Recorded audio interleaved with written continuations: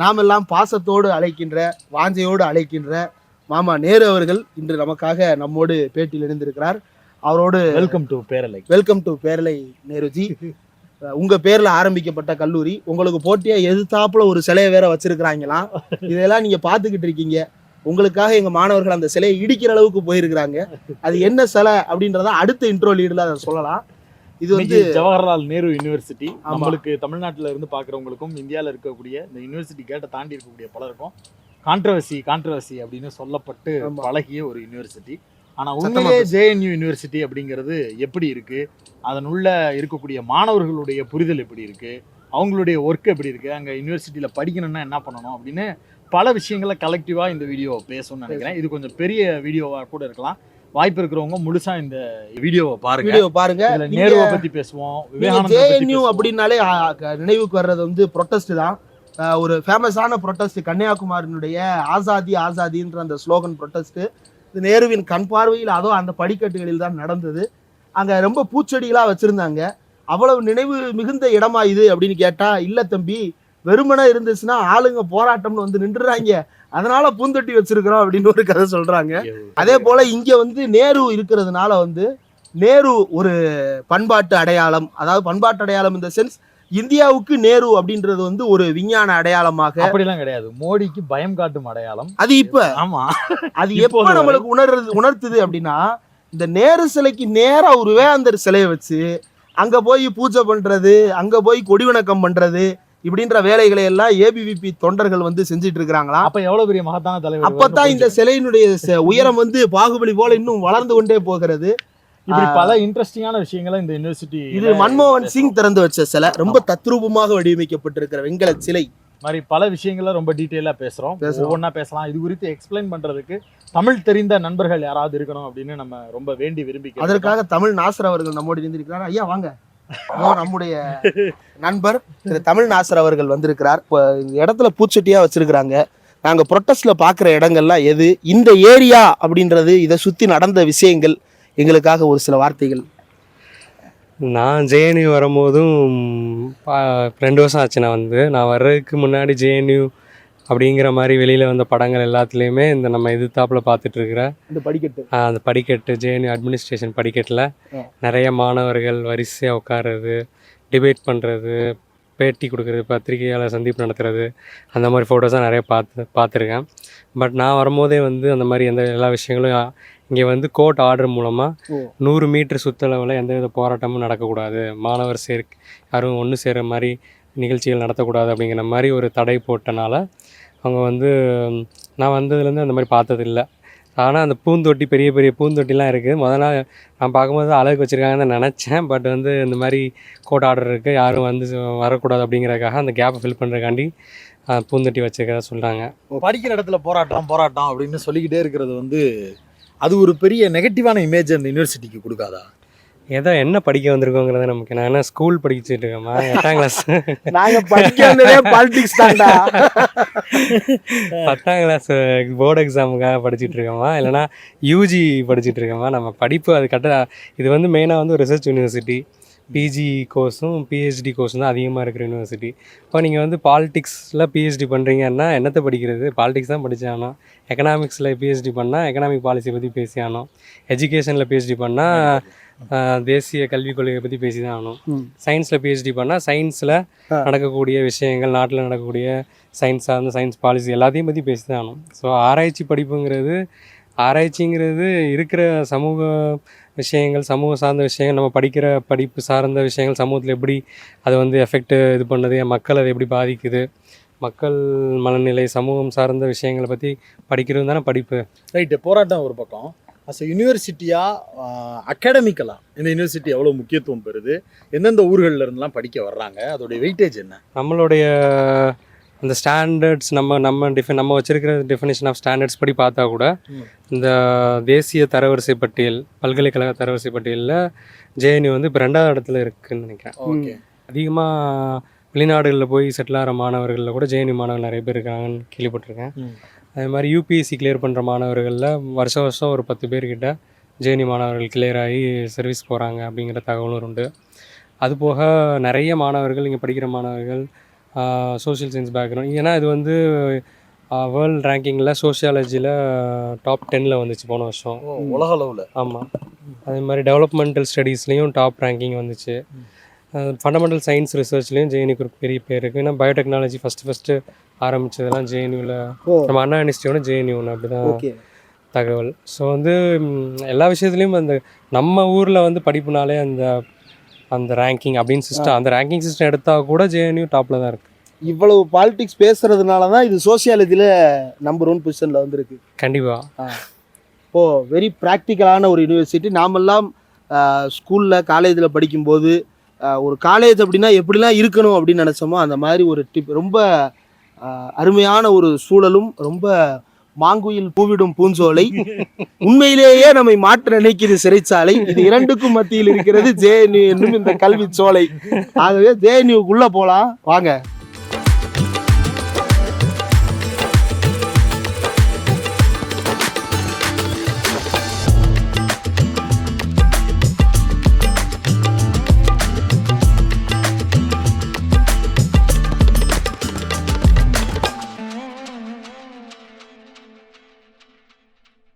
JNU யூனிவர்சிட்டியில் பல்வேறு நபர்களை சந்தித்து வருகிறோம். அந்த வகையில் இன்றைக்கி ஜேஎன்யூக்குள்ளே திரு அப்பண்டைராஜ் அவர்களோட இருக்கிறோம். அவர் வந்து இன்டர்நேஷ்னல் ஸ்டடீஸுக்காக இங்கே பிஹெச்டி என்ரோல் பண்ணியிருக்கிறாரு. இப்போ தான் ஸ்டார்ட் பண்ணியிருக்கிறார். அவர் எப்படி இங்கே வந்து சேர்ந்தார், இங்கே அவருக்கான சூழல் எப்படி இருக்கிறது அப்படின்றத பேசலாம். ப்ரோ, இன்டர்நேஷ்னல் ஸ்டடீஸ் அப்படின்றது இந்த காலேஜை பொறுத்த வரைக்கும் எப்படி இருக்குது? நீங்கள் எதனால் இங்கே இன்டர்நேஷ்னல் ஸ்டடீஸ் செலக்ட் பண்ணி இங்கே வர்றீங்க? வணக்கம். நான் முதல்ல இங்கே சென்னையில் பிஇ பேச்சுலர் ஆஃப் இன்ஜினியரிங் பண்ண அண்ணா யூனிவர்சிட்டி எஸ்எஸ்என் காலேஜில். அதுக்கப்புறம் யூபிஎஸ்சி ப்ரிப்பரேஷன் பண்ணும்போது இங்கே டெல்லி வந்து யூபிஎஸ்சி ப்ரிப்பரேஷனுக்கு நல்லாயிருக்கும் அப்படின்றதுனால இங்கே வந்தேன். ஸோ ஒரு பேக்கப்புக்கு ஒரு டிகிரி பண்ணலாம் அப்படின்ட்டு இங்கே வந்து இன்டர்நேஷ்னல் ஸ்டடீஸில் ஹையர் ஸ்டடீஸ் பண்ணுறதுக்கு இங்கே வந்திருந்தேன். ஸோ இங்கே பார்த்தீங்கன்னா இங்கே ஸ்கூல் ஆஃப் இன்டர்நேஷ்னல் ஸ்டடீஸில் உங்களுக்கு ப்ரொஃபஸர்ஸ் வந்து இந்தியன் ஃபாரின் பாலிசி சம்மந்தமான துறையில் வெல் கனெக்டடாக இருப்பாங்க. அதுக்கான எக்ஸ்போஷர் வந்து இங்கே நல்லா கிடைக்கும். டெல்லின்ற பிளேஸ் வந்து இப்போ ஃபாரின் பாலிசி சம்மந்தமாக இன்ட்ரெஸ்டாக இருக்கீங்க அப்படின்னா இங்கே வந்துட்டு உங்களுக்கு அதுக்கான உரிய எக்ஸ்போஷர் வந்து உங்களுக்கு கிடைக்கும். ஆனால் இன்டர்நேஷ்னல் ஸ்டடீஸ் இடியாட்டிக் சங்கீஸா மாறினதா நான் கேள்விப்பட்டேன். என்ன நடந்தது? ஸோ இது பார்த்தீங்கன்னா இது வந்து ஃபாரின் பாலிசி சம்மந்தமாக இருக்கிறதுனால ஸ்டேட் சென்ட்ரிக் டிசிப்ளினாக இருக்கும். இப்போ ஸ்டேட் சென்ட்ரிக்காக இருக்கும்போது இப்போது பீப்புள் சம்மந்தப்பட்ட விஷயங்கள், சோஷியல் ஜஸ்டிஸ் சம்மந்தப்பட்ட விஷயங்கள், இன்க்ளூஷன், இந்த மாதிரி விஷயங்கள் வந்துட்டு அதிகமாக பேசப்படுறதில்ல. ஸோ ஒரு ஸ்டேட் அப்படின்ற ஒரு இந்தியன் ஸ்டேட் அந்த நெரேட்டிவ் தான் மெயினாக இருக்கும். ஸோ அதனால் ஸ்டேட் சென்ட்ரிக்காக இருக்கிறதுனால அந்த பயஸ் இருக்கிறதுனால அந்த இடியாட்டிக் சங்கீஸ் அப்படின்ற இது வந்து. Okay, about your cure moment, Tamil மாணவர்கள் எல்லாம் சேர்ந்து ஒரு க்யூர் சென்சிட்டைசேஷன் ப்ரோக்ராம் உங்கள் மூலமாக ஆர்கனைஸ் பண்ணதா தகவல். அது எதனால், அது எப்படி நடந்தது, என்ன நடந்தது? இங்கே வந்து JNU Tamil student association, JNU DSA அப்படின்னு ஒரு அமைப்பு இருக்குது. ஸோ ஜெனரலாக நம்ம தமிழ்நாட்டில் பேசும்போது சோஷியல் ஜஸ்டிஸ் எல்லாம் பேசும்போது இங்கே வந்துட்டு எல்ஜிபிடிகே மக்கள் சார்பாக ஒரு சென்சிடைசேஷன் வேணும். ஏன்னா கேம்பஸில் நிறைய குயர் மக்களுக்கு எதிராக, கே மக்களுக்கு எதிரான நிறைய விஷயங்கள் வந்து இங்கே நடந்தது. ஸோ பர்டிகுலராக இங்கே இருக்க குயர் தமிழ் மாணவர்கள் பாதிக்கப்பட்டாங்க. ஸோ அதனால் வந்துட்டு ஒரு இங்கே வந்து ஹஸ்ரத்தேன் அப்படின்னு ஒரு எல்ஜிபிடிக்கு அமைப்பு இருக்குது. நான் அந்த ஹஸ்ரத்தேனில் இருக்கேன். ஸோ அதனால் ஹஸ்ரத்தேன் தமிழ் ஸ்டூடெண்ட் அசோசியேஷன் 2 பேரும் சேர்ந்து இந்த குவைட் சென்சிடைசேஷன் ப்ரோக்ராம் அப்படின்றத ஆரம்பித்தேன். ஓகே, ஓவராலாக இந்த என்வைரான்மெண்ட் உங்களுக்கு எப்படி இருக்குது? வெல்கமிங்காக இருக்குதா, அல்லது எஜுகேஷனுக்கு இது எப்படி இருக்குது இந்த என்வைரான்மெண்ட்? எஜுகேஷனுக்கு நல்லா தான் இருக்கும். பட் ஆனால் இப்போ சமீப காலமாக வந்து ஒரு ஹிந்தி திணிப்பு, இந்த ஹிந்தி லாங்குவேஜ் டாமினேஷன் வந்து அதிகமாக இருக்க மாதிரி உணர்றேன். ஸோ கிளாஸில் டீச்சிங் ஆகட்டும், ப்ரொஃபஸர்ஸ் பேசுகிறதாகட்டும், இங்கே இருக்க ஸ்டூடெண்ட்ஸ் ப்ரொட்டஸ்ட் மூவ்மெண்ட்ஸ் ஆகட்டும், எல்லாத்துலேயும் வந்துட்டு எல்லாருக்கும் ஹிந்தி தெரியும் அப்படின்ற ஒரு அசம்ஷன் இருக்குது. அந்த ஹிந்தி தெரியுன்ற அசம்ஷனால் பேசும்போதே எல்லாமே வந்து ஹிந்தியை தான் பேசுவாங்க. ஹிந்தி தெரியாத முக்கியமாக தமிழ்நாட்டிலேருந்து வரும்போது நம்மளுக்கு ஹிந்தி தெரியாது. ஸோ ஹிந்தி தெரியாத இருக்க சூழல் ஒரு ஏலியனேஷன் ஃபீல் வந்து ரொம்ப அதிகமாக உண்டாகுது. ஓகே, பட் ஆனால் அதற்கு எதிரான ரெசிஸ்டன்ஸ் இங்கே இருக்கா? அதுக்கு எதிரான ரெசிஸ்டன்ஸ் இல்லை அப்படின்னா அது ரொம்ப டேஞ்சராக இருக்கும். அதற்கு எதிரான ரெசிஸ்டன்ஸ் இங்கே எப்படி இருக்குது? இப்போ ஹிந்தி திணிப்பாக இருக்கட்டும், அல்லது மற்ற ஐடியாலஜிக்கல் இம்போசிங்காக இருக்கட்டும், அதற்கு எதிரான மூமெண்ட்ஸ் இங்கே இருக்குதா? அதெல்லாம் யார் பண்ணுறா? கண்டிப்பாக இருக்குது. லைக் இப்போ வந்துட்டு இப்போது மற்ற டெல்லியில் இருக்க மற்ற யூனிவர்சிட்டிஸ் காட்டிலும் இங்கே இருக்க like leftist social justice progressive அமைப்புகள் இதுதான் லாஸ்ட் பேஷன் ஆஃப் ரெசிஸ்டன்ஸ் அப்படின்னு சொல்லுவாங்க. மற்ற டெல்லி யூனிவர்சிட்டி போன்ற காலேஜில் வந்துட்டு என்ன டெல்லியில் எந்த கவர்மெண்ட் வந்து பவரில் இருக்கும் அவங்களுக்கான ஐடியாலஜி மட்டும்தான் இருக்கும். ஆனால் இங்கே வந்து ரெசிஸ்டன்ஸ் அப்படின்னு அதிகமாகவே இருக்குது. இங்கே ஹிந்தி திணிப்பு இருந்தாலும் அதற்கான ரெசிஸ்டன்ஸ் குரல்களும் இங்கே அதிகமாக இருக்க தான் செய்யுது.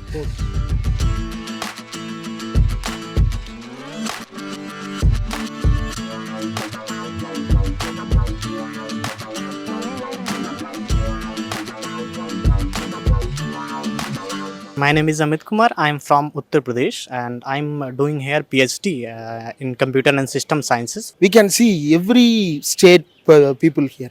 How is the coordination between the people from other states?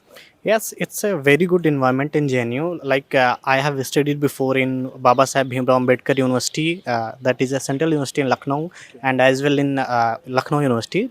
There are the people were from Hindi belt, and here in JNU the people are from the every geographical places of India, adopt their culture and see how they learning from them about their foods, their cultures and their clothing style. Yeah, Okay. clothing style. They, that is kind of different from other university that I have studied before. Okay. JNU give a big exposure for girls as well. And before I was in BBAU, the girls were not able to come out, not allowed to come out from the hostel after 9 p.m. Okay. And here in JNU, girls can come out and do the academics and other things in an overnight or They can day. do whatever they wish. Yes. Okay. There is a stigma in South that Uttar Pradesh is always a Sangh Pradesh. Uttar Pradesh is always about Hindi, it's about Ram Mandir, and we cannot see anything other than this there. How do you see that view? What is the real Uttar Pradesh that we should see? No, not really. It's only the media. I think the mainstream media is representing that kinds of things, that Uttar Pradesh is a Sangh Pradesh. But actual Uttar Pradesh is not Sangh Pradesh, because the people, some people are few people that is from upper class. They have more powers and they are regulating the media and doing the prachar type of things, and that's why the people from other state thinking that Uttar Pradesh is a Sangh Pradesh. But Uttar Pradesh more likely Sangh, they are Ambedkarite also, and they are OBC, ST and ST communities. More people are from these communities, and some upper class people, because they have the more powers. Like in UP, this time is BJP government, and you know the BJP government supports the upper class or Sangh type of things. That's why the other state people thinks that, because being in media, like Sangh is now is being in media, the people of other state thinks that Uttar Pradesh is Sangh Pradesh. Okay. But actual in the actual field are, it is not, because of the actual low level media is not low level reporting is not in mainstream media. That's why this kinds of assumption are made by other states. There is a widespread belief that even now the BJP will capture all the 80 seats in Uttar Pradesh, and the OBC politics is drowned, the SC/ST politics is being sunk, and no other Bahujan politics parties can emerge from the Uttar Pradesh. It's only about BJP and BJP. There is no other parties. There is a widespread belief like that. Is that true? What is the reality of Bahujan politics in the Uttar Pradesh state? It's not true, because you have, I think you have heard about Chandrasekhar Azad, which is a Bahujan leader now emerging, and before that Mayawati, and earlier before in past Kansiram also did the Bahujan. Mulayam Singh did the OBC politics, and Kansiram did the SC and ST politics, like Bahujan politics. But nowadays, because of the people are BJP people are diverting the minds of the people in religious type of things, like Hinduism. But that's why some people are diverting there. But now, if we talk about the new generation, they are because there is no jobs in UP, and as well as I think in India is jobless people are more, and that's why the people are converting their minds now, a mindset. And the emergence of if you talk about emergence of Bahujan politics and other politics, then I think Akhilesh Yadav, who is the son of Mulayam Singh Yadav, is now come out the more strongly, and as well as the Chandrasekhar Azad's Bhim army is now, and I think Bahujan politics is more in ground, but media is not representing as that label. Okay. Yes. ஜேஎன்யூக்குள்ள நுழைஞ்ச உடனேயே நம்மளுக்கு இருந்த plan என்னன்னா, ஜேஎன்யூங்கிறது இந்தியாவினுடைய பன்முகத்தன்மையை உள்ளடக்கிய ஒரு பல்கலைக்கழகம். அதில் வந்து நீங்கள் காஷ்மீர்லேருந்து கன்னியாகுமரி வரைக்கும் இருக்கக்கூடிய எல்லா மக்களையும் நீங்கள் உள்ளடக்கி அதில் பார்க்க முடியும் அப்படிங்கிறது தான் இதனுடைய தனித்துவமே. அதன் அடிப்படையில் ஒவ்வொரு மாநிலத்தில் இருக்கக்கூடிய நபர்களையும் சந்திக்க வைக்கலாம் அப்படின்னு பிளான் பண்ணோம். முதல்ல பிளான் பண்ணது 30 மாநிலங்களுக்கு கார் எடுத்துக்கிட்டு சுத்திட்டு வரலாம் அப்படின்னு பட்ஜெட் போட்டோம். பேரலை இதுவரை வரலாற்றில் சம்பாதித்த அவ்வளவும் போட்டாலும் பத்தாது என்று வந்த காரணத்தால் அதை விட்டுட்டோம். அதனால இங்க வந்து இங்கேயுமே எல்லா மாநிலத்தையும் ரெப்ரசென்ட் பண்ணணும் அப்படின்றத பிளான் பண்ணோம். ஆனால் ஒரு குறிப்பிட்ட அளவுக்கு உத்தரப்பிரதேஷ், மகாராஷ்டிரா, பீகார், கேரளா, தமிழ்நாடு, ராஜஸ்தான் அப்படின்னு அதுல இருந்து எல்லாரையுமே உட்கார வச்சு அவங்களோட டிஸ்கஸ் பண்ணிட்டு இந்தியாவுடைய ஃபியூச்சர் அப்படின்னு பல விஷயங்கள், ஜேஎன்யூக்குள்ள எப்படி வந்திருக்கிறாங்க அப்படிங்கிற விஷயம், நம்மளுக்கு சொல்லக்கூடிய ஜேஎன்யூ எப்படி, உள்ள இருக்க ஜேஎன்யூ எப்படி அப்படின்னு பல விஷயங்களை இந்த குரூப் டிஸ்கஷன் மாதிரி வச்சு பேசலாம் அப்படிங்கிறதா இதனுடைய நோக்கம். ஸோ நண்பர்களே, நாம் பெரிதும் எதிர்பார்த்திருந்த வடக்கு நண்பர்களோடு இன்றைக்கு நாம் உரையாட இருக்கிறோம். வடக்கு நண்பராகவே மாறி இருக்கக்கூடிய திரு தமிழ் நாசர் அவர்கள் நம்மோடு இணைந்திருக்கிறார். ஃபர்ஸ்ட் ஜேஎன்யூல ஷூட் எடுக்கலாம் அப்படின்னு உடனேயே முதல்ல உங்களுக்கு தான் கால் பண்ணி எப்படி பண்ணலாம் அப்படின்றத கேட்டோம். ஏன்னா மண்டபோட மகாராசன் நீங்கள் தான் ஒரு பெரிய முரட்டு சம்பவம் பண்ணி அதில் உங்களுக்கு ஒரு அசால்ட் நடந்து அதை நம்ம பேரலையிலேயே பேட்டியாகவும் எடுத்திருந்தோம். அது ஒரு பெரிய அசம்பாவிதம். அது நம்ம கேட்கும்போது இதா இருந்தாலும் அன்னைக்கு அது ஒரு பெரிய பொலிட்டிக்கலான issue. He was discontinued from his PhD and he went to the court, changing different lawyers and finally won the battle and came back to JNU. சொல்லுங்க, எப்படி ஜேஎன்யூக்குள்ள வந்தீங்க? உங்களுக்கு எப்ப தெரிஞ்சிச்சு ஜேஎன்யூ தமிழ்நாட்டுல இருந்து வர்றோம் அப்படின்னும் போது? Just wrote entrance exam. There was a JNU entrance exam. Just tried, didn't know much about JNU.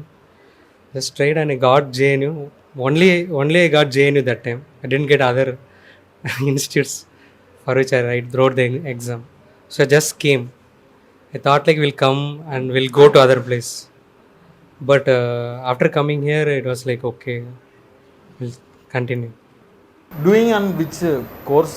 PhD in molecular medicine. Okay. எதனால அது ஏன் அந்த அவ்வளவு வயலன்ஸ் அங்கே நடந்தது அப்படின்றதுக்கு முன்னாடி ஒரு பேக் ஸ்டோரி இருக்குது. That ABVP versus others or some other incidents are the back story. அது எப்படி ஆரம்பிச்சது, எப்படி அந்த இஷ்யூஸ் ரோல் அவுட் ஆச்சு? இப்போது 2014 அப்புறம் மோடி ஆட்சி வந்ததுக்கு அப்புறமே வந்து யூனிவர்சிட்டிஸில் வந்து இருக்கிற கல்ச்சர், பொதுவான கல்ச்சர் இல்லைன்னா கொஷின் பண்ணுற கல்ச்சர், டிபேட் பண்ணுற கல்ச்சர், இந்த மாதிரி விஷயங்களை வந்து ரொம்பவே வந்து கன்ஸ்ட்ரெயின் பண்ணிகிட்டே வராங்க. ஒரு ரைட் விங் திணிப்பு, கருத்து திணிப்புங்கிறது ஜாஸ்தியாக இருக்குது. ஸோ அவங்களுக்கு வந்து ஜேஎன்யூ வந்து ஒரு கண்ணை உறுத்துற ஒரு விஷயமா இருக்குது. ஜவஹர்லால் நேருவுமே அவங்களுக்கு உறுத்தக்கூடிய ஒரு நபர் தான். ஜவஹர்லால் நேரு யூனிவர்சிட்டியுமே ரொம்ப உறுத்தக்கூடிய ஒரு யூனிவர்சிட்டியாக தான் இருக்குது. ஏன்னா கொஷின்ஸ் இங்கே வந்து ஒரு ரிசர்ச் யூனிவர்சிட்டியாக இருக்கிறனால நிறைய கேள்விகள், நீங்கள் வகுக்கிற திட்டங்கள், பாலிசிஸில் கொஷின் பண்ணக்கூடிய, டெல்லியில் இருக்கக்கூடிய ஒரு ப்ராமினெண்ட்டான இன்ஸ்டியூட், ஸ்காலர்ஸ், ரிசர்ச்சர்ஸ், ஃபேக்கல்ட்டிஸ் எல்லாருமே கொஷின் பண்ணுற ஒரு எல்லா விஷயத்தையுமே வந்து கேள்விக்கு உட்படுத்துகிற ஒரு இடமா இருக்கிறனால கேள்வி கேட்டாலே கோவம் வரக்கூடிய, எதையுமே கேள்வி கேட்காத, சொல்கிறத மட்டும் செய் அப்படிங்கிற மாதிரி வரக்கூடிய ஒரு பார்ப்பனிய மனநிலை கொண்ட இந்த வலதுசாரி அரசாங்கம் ஜேஎன்யூ வந்து ஒரு டெஸ்ட்ராய் ஜேஎன்யூ அப்படிங்கிற ஒரு ப்ராஜெக்டாகவே எடுத்து செஞ்சாங்க அப்படின்னு தான் சொல்லணும். ஏன்னா வந்து இதுக்கு அவங்க நியமிக்கிற துணைவேந்தர்களாக இருக்கட்டும், அவங்க வந்து நியமிக்கிற ஃபேக்கல்ட்டிஸாக இருக்கட்டும், 2014 அப்புறம் வந்து முழுக்க வந்து ரைட் விங் சார்புடைய, அவங்க ஒரு பொதுவான அகடமிக் ஸ்டாண்டர்ட்ஸை வந்து காம்ப்ரமைஸ் பண்ணக்கூடிய அளவில் தான் வந்து நியமிச்சிட்ருக்காங்க. ஸோ வந்து இப்போ இதுக்கு முன்னாடி வந்து ஜெகதீஷ்குமார், மம்மிடால ஜெகதீஷ்குமார், இப்போ யூஜிசி சேர்பர்சனாக இருக்கிற ஒரு வந்து அன்னைக்கு ஜேஎன்யூட விசியாக இருக்கும்போது மனுஷனாச்சு, அற்புதமாக எல்லாத்தையுமே வந்து காலி பண்ணார். ஜேஎன்யூடைய ரொம்ப முக்கியமாக வந்து இந்த ஃபீஸ்லாம் கூட ரொம்ப அதிகப்படுத்தினார். அதெல்லாம் போராட்டம், மாணவர்கள் மிகப்பெரிய அளவில் போராட்டம் பண்ணி தான் ஸ்டாப் பண்ணியிருக்காங்க. இன்றைக்கி கூட வந்து ஒரு செமஸ்டர் ஃபீஸ் வந்து 120 ரூபா தான். அப்படி ஒரு பப்ளிக் யூனிவர்சிட்டியாக இன்னமும் மெயின்டைன் ஆகிட்டு இருக்குன்னா அது வந்து இந்த மாதிரி நடந்த திணிப்புகளுக்கு எதிரான மாணவர்கள் ஒன்றா சேர்ந்து போராட்டம் பண்ணனால மட்டுமே சாத்தியம். நான்லாம் இங்கே படிக்க வந்து மிக முக்கியமான காரணம் வந்து காசு நம்ம செலவழிக்க வேண்டாம், வந்தால் நமக்கு அவங்க காசு தருவாங்க அப்படிங்கிற கான்செப்ட் இருந்தனால தான் நான் இங்கே வர முடிஞ்சது. அந்த மாதிரி வந்து பல பகுதியிலேருந்து மாணவர்கள், பலதரப்பட்ட மாணவர்கள், மார்ஜினலைஸ் செக்ஷன்ஸ், பல மொழி பேசக்கூடிய மாணவர்கள் இங்கே வந்தால் நீங்கள் படிக்கலாம், என்னன்னாலும் பண்ணலாம். அதாவது சுதந்திரமான ஒரு கேம்பஸ், நீங்கள் எதையுமே பேசலாம், அரசியல் மற்ற எல்லா விஷயமும் பேசலாம், எல்லாத்தோடு சேர்ந்து நீங்கள் படிக்கவும் செய்யலாம். எந்த தடையுமே கிடையாது. 24 மணி நேரம் லைப்ரரி திறந்துருக்கும், ஹாஸ்டலுக்கு எந்த ரெஸ்ட்ரிக்ஷன் கிடையாது, படிக்கிறது, கேம்பஸ்குள்ளே எந்த ஆக்டிவிட்டீஸ் பண்ணுறது எதுக்குமே ரெஸ்ட்ரிக்ஷன் கிடையாது. ஸோ அந்த அடிப்படையில் வந்து இது ஒரு ரொம்ப சுதந்திரமான ஒரு கேம்பஸ். பட் இந்த ரைட் விங்கோடைய ஆட்சியில் வந்து கேம்பஸ் டெமோக்ரஸி வந்து ரொம்ப கேள்விக்கு உட்படுத்தப்பட்ட சூழலில் ஜேஎன்யூவும் அதுக்கான சவால்களை வந்து நிறையவே சந்திச்சுது.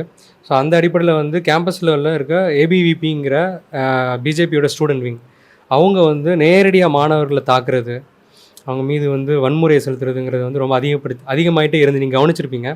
ரொம்ப முக்கியமாக ஜேஎன்யூவில் 2020 ஜனவரி மாதம் வந்து நேரடியாக அந்த ஏபிவிபி குண்டர்கள் உள்ளாரப்பு வந்து மாஸ்க் போட்டு இங்கே இருக்கிற மாணவர்கள், பேராசிரியர்கள் அந்த ஃபீ ஹைக் ப்ரொட்டஸ்ட்க்கு எதிராக ப்ரொட்டஸ்ட் பண்ணிகிட்டு இருக்கிற மாணவர்கள் மீது நேரடியான தாக்குதல் பண்ணி பெரிய பிரச்சனையாச்சு, நீங்கள் கேள்விப்பட்டிருப்பீங்க.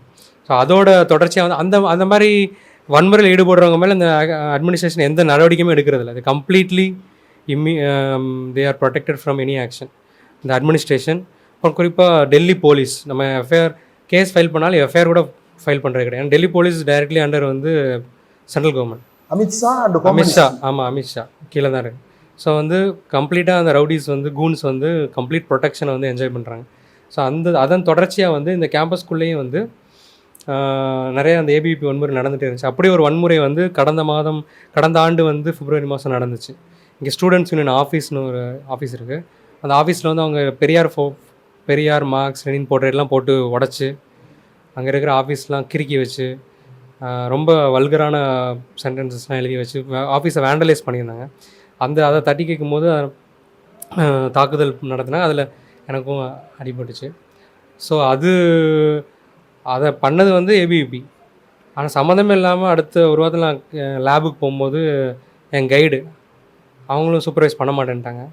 காரணமே இல்லை, இதுக்கு அவங்களுக்கு சம்மந்தமே கிடையாது. பொதுவாக அந்த மாதிரி என்ன அரசியல் வேலைகள் நடந்தாலும் பேராசிரியர்கள் அதில் தலையிடுறது கிடையாது. ஆனால் இவங்க ரைட் விங். ஸோ ரைட் விங்க்கு எந்த ஸ்டாண்டர்டுமே கிடையாது. ஸோ இவங்க தேவையில்லாமல் தலையிட்டு நான் சூப்பர்வைஸ் பண்ண மாட்டேன் அப்படின்னாங்க. அப்புறம் வேறு கைடு மாற்றுங்க அப்படின்னா யாருமே பண்ண ரெடியாக இல்லை அப்படிங்கிற மாதிரி. ஏன்னா சென்டர் முழுக்கவே அந்த வலதுசாரி அரசாங்கம், அதோட துணைவேந்தர், ஸோ வலதுசாரி இன்ஃப்ளூயன்ஸ் பண்ணக்கூடிய நிர்வாகம், ஸோ நிர்வாகத்துக்கு பணிஞ்சு போகக்கூடிய பேராசிரியர்கள், அந்த மாதிரி அவங்க ஒரு கம்யூனிட்டியை வந்து ரைட் விங் காம்ப்ரமைஸ் பண்ணக்கூடிய, ஸ்டாண்டர்ட்ஸை காம்ப்ரமைஸ் பண்ணக்கூடிய, ஸ்டூடெண்ட் ஃப்ரெண்ட்லியாக இல்லாத ப்ரோ அட்மினிஸ்ட்ரேஷன் இருக்கக்கூடிய ஒரு கம்யூனிட்டியை அவங்க வந்து உருவாக்குறாங்க. அதோட ஒரு தொடர்ச்சியாக யாருமே சூப்பர்வைஸ் பண்ண ரெடியாக இல்லை அப்படின்னாங்க. அதுக்கப்புறம் யாருமே சூப்பர்வைஸ் பண்ண ரெடியாக இல்லாதனால பிஹெச்டி கண்டினியூ பண்ண முடியாது, டிஸ்கண்டினியூ பண்ணணும் அப்படின்னு சொல்லி லெட்டர் கொடுத்தாங்க. அதுக்கு எதிர்த்து கோர்ட்டுக்கு போனோம். சிஸ்டமேட்டிக்காக நம்மளை வெளியேற்றுறாங்களாமா அப்படி. ஏன்னா எல்லாமே வந்து ஜேஎன்யூ ரூல்ஸுக்கு எதிரானது. அப்படி யாரையுமே வந்து எந்த ஒரு ஸ்டூடெண்ட்டையுமே வந்து நீங்கள் வந்து சூப்பர்வைஸ் பண்ண ரெடியாக ஆள் இல்லைன்னு சொல்லி வெளியேற்ற முடியாது. சூப்பர்வைஸ் பண்ண ஆள் இல்லைன்னா ஆளை ரெக்ரூட் பண்ணுங்கள். இல்லைனா மாதம் 3 லட்சம் சம்பளம் வாங்குற பேராசிரியர் இருக்காங்க, எதுக்கு சம்பளம் வாங்குறாங்க? சூப்பர்வைஸ் பண்ணால் தான் சம்பளம் வாங்கிட்டு இருக்காங்க. யாராச்சும் சூப்பர்வைஸ் பண்ண நீங்கள் நியமிக்க வேண்டியது அவங்களோட பொறுப்பு. ஸோ அதை விட்டுட்டு வந்து ஸ்டூடெண்ட்டை வெளியேற்றுனா இப்போ இருக்கிற எல்லா ஸ்டூடெண்ட்டையும் வெளியேற்றலாம் ஏதோ ஒரு காரணம் சொல்லி. ஸோ அதை கோர்ட் வந்து அதை வந்து சுட்டி காட்டி அப்படிலாம் பண்ண முடியாது அப்படின்னு சொல்லிட்டு கண்ணன் வந்துருச்சு. கோர்ட் வந்து மீண்டும் வந்து சூப்பர்வைசரை நியமிக்கணும் அப்படின்னு சொல்லிட்டு ஒரு ஆர்டர் கொடுத்தாங்க. அதன் அடிப்படையில் நான் திருப்பி உள்ளே வந்து கண்டினியூ பண்ணுறேன். தமிழ்நாட்டில் இருந்து ஜேஎன்யூவில் படிக்கிறவங்களுடைய எண்ணிக்கை ரொம்ப குறைவுன்னு எங்களுக்கு தெரியும். நீங்கள் ஜேஎன்யூவை எப்போ முதல்ல தெரிஞ்சுக்கிட்டீங்க? ஜேஎன்யூக்குள்ளே எப்படி வந்தீங்க? நான் சியூஇடி பிஜின்னு ஒரு எக்ஸாம்ல இருந்து தான் வந்தேன். முதல்ல இதுக்கு முன்னாடி எனக்கு ஜேஎன்யூ பற்றிலாம் அவ்வளோவா தெரியாது. நியூஸில் கேள்விப்பட்டிருக்கேன். அதுவும் ரொம்ப சில நியூஸ் சேனல் ரொம்ப மோசமாக தான் இது மாதிரி அடி சண்டை நடக்குது அப்படின்னு தான் கேள்வி. தமிழ்நாசர் மண்டை உடைப்பு அந்த மாதிரியான செய்திகள்.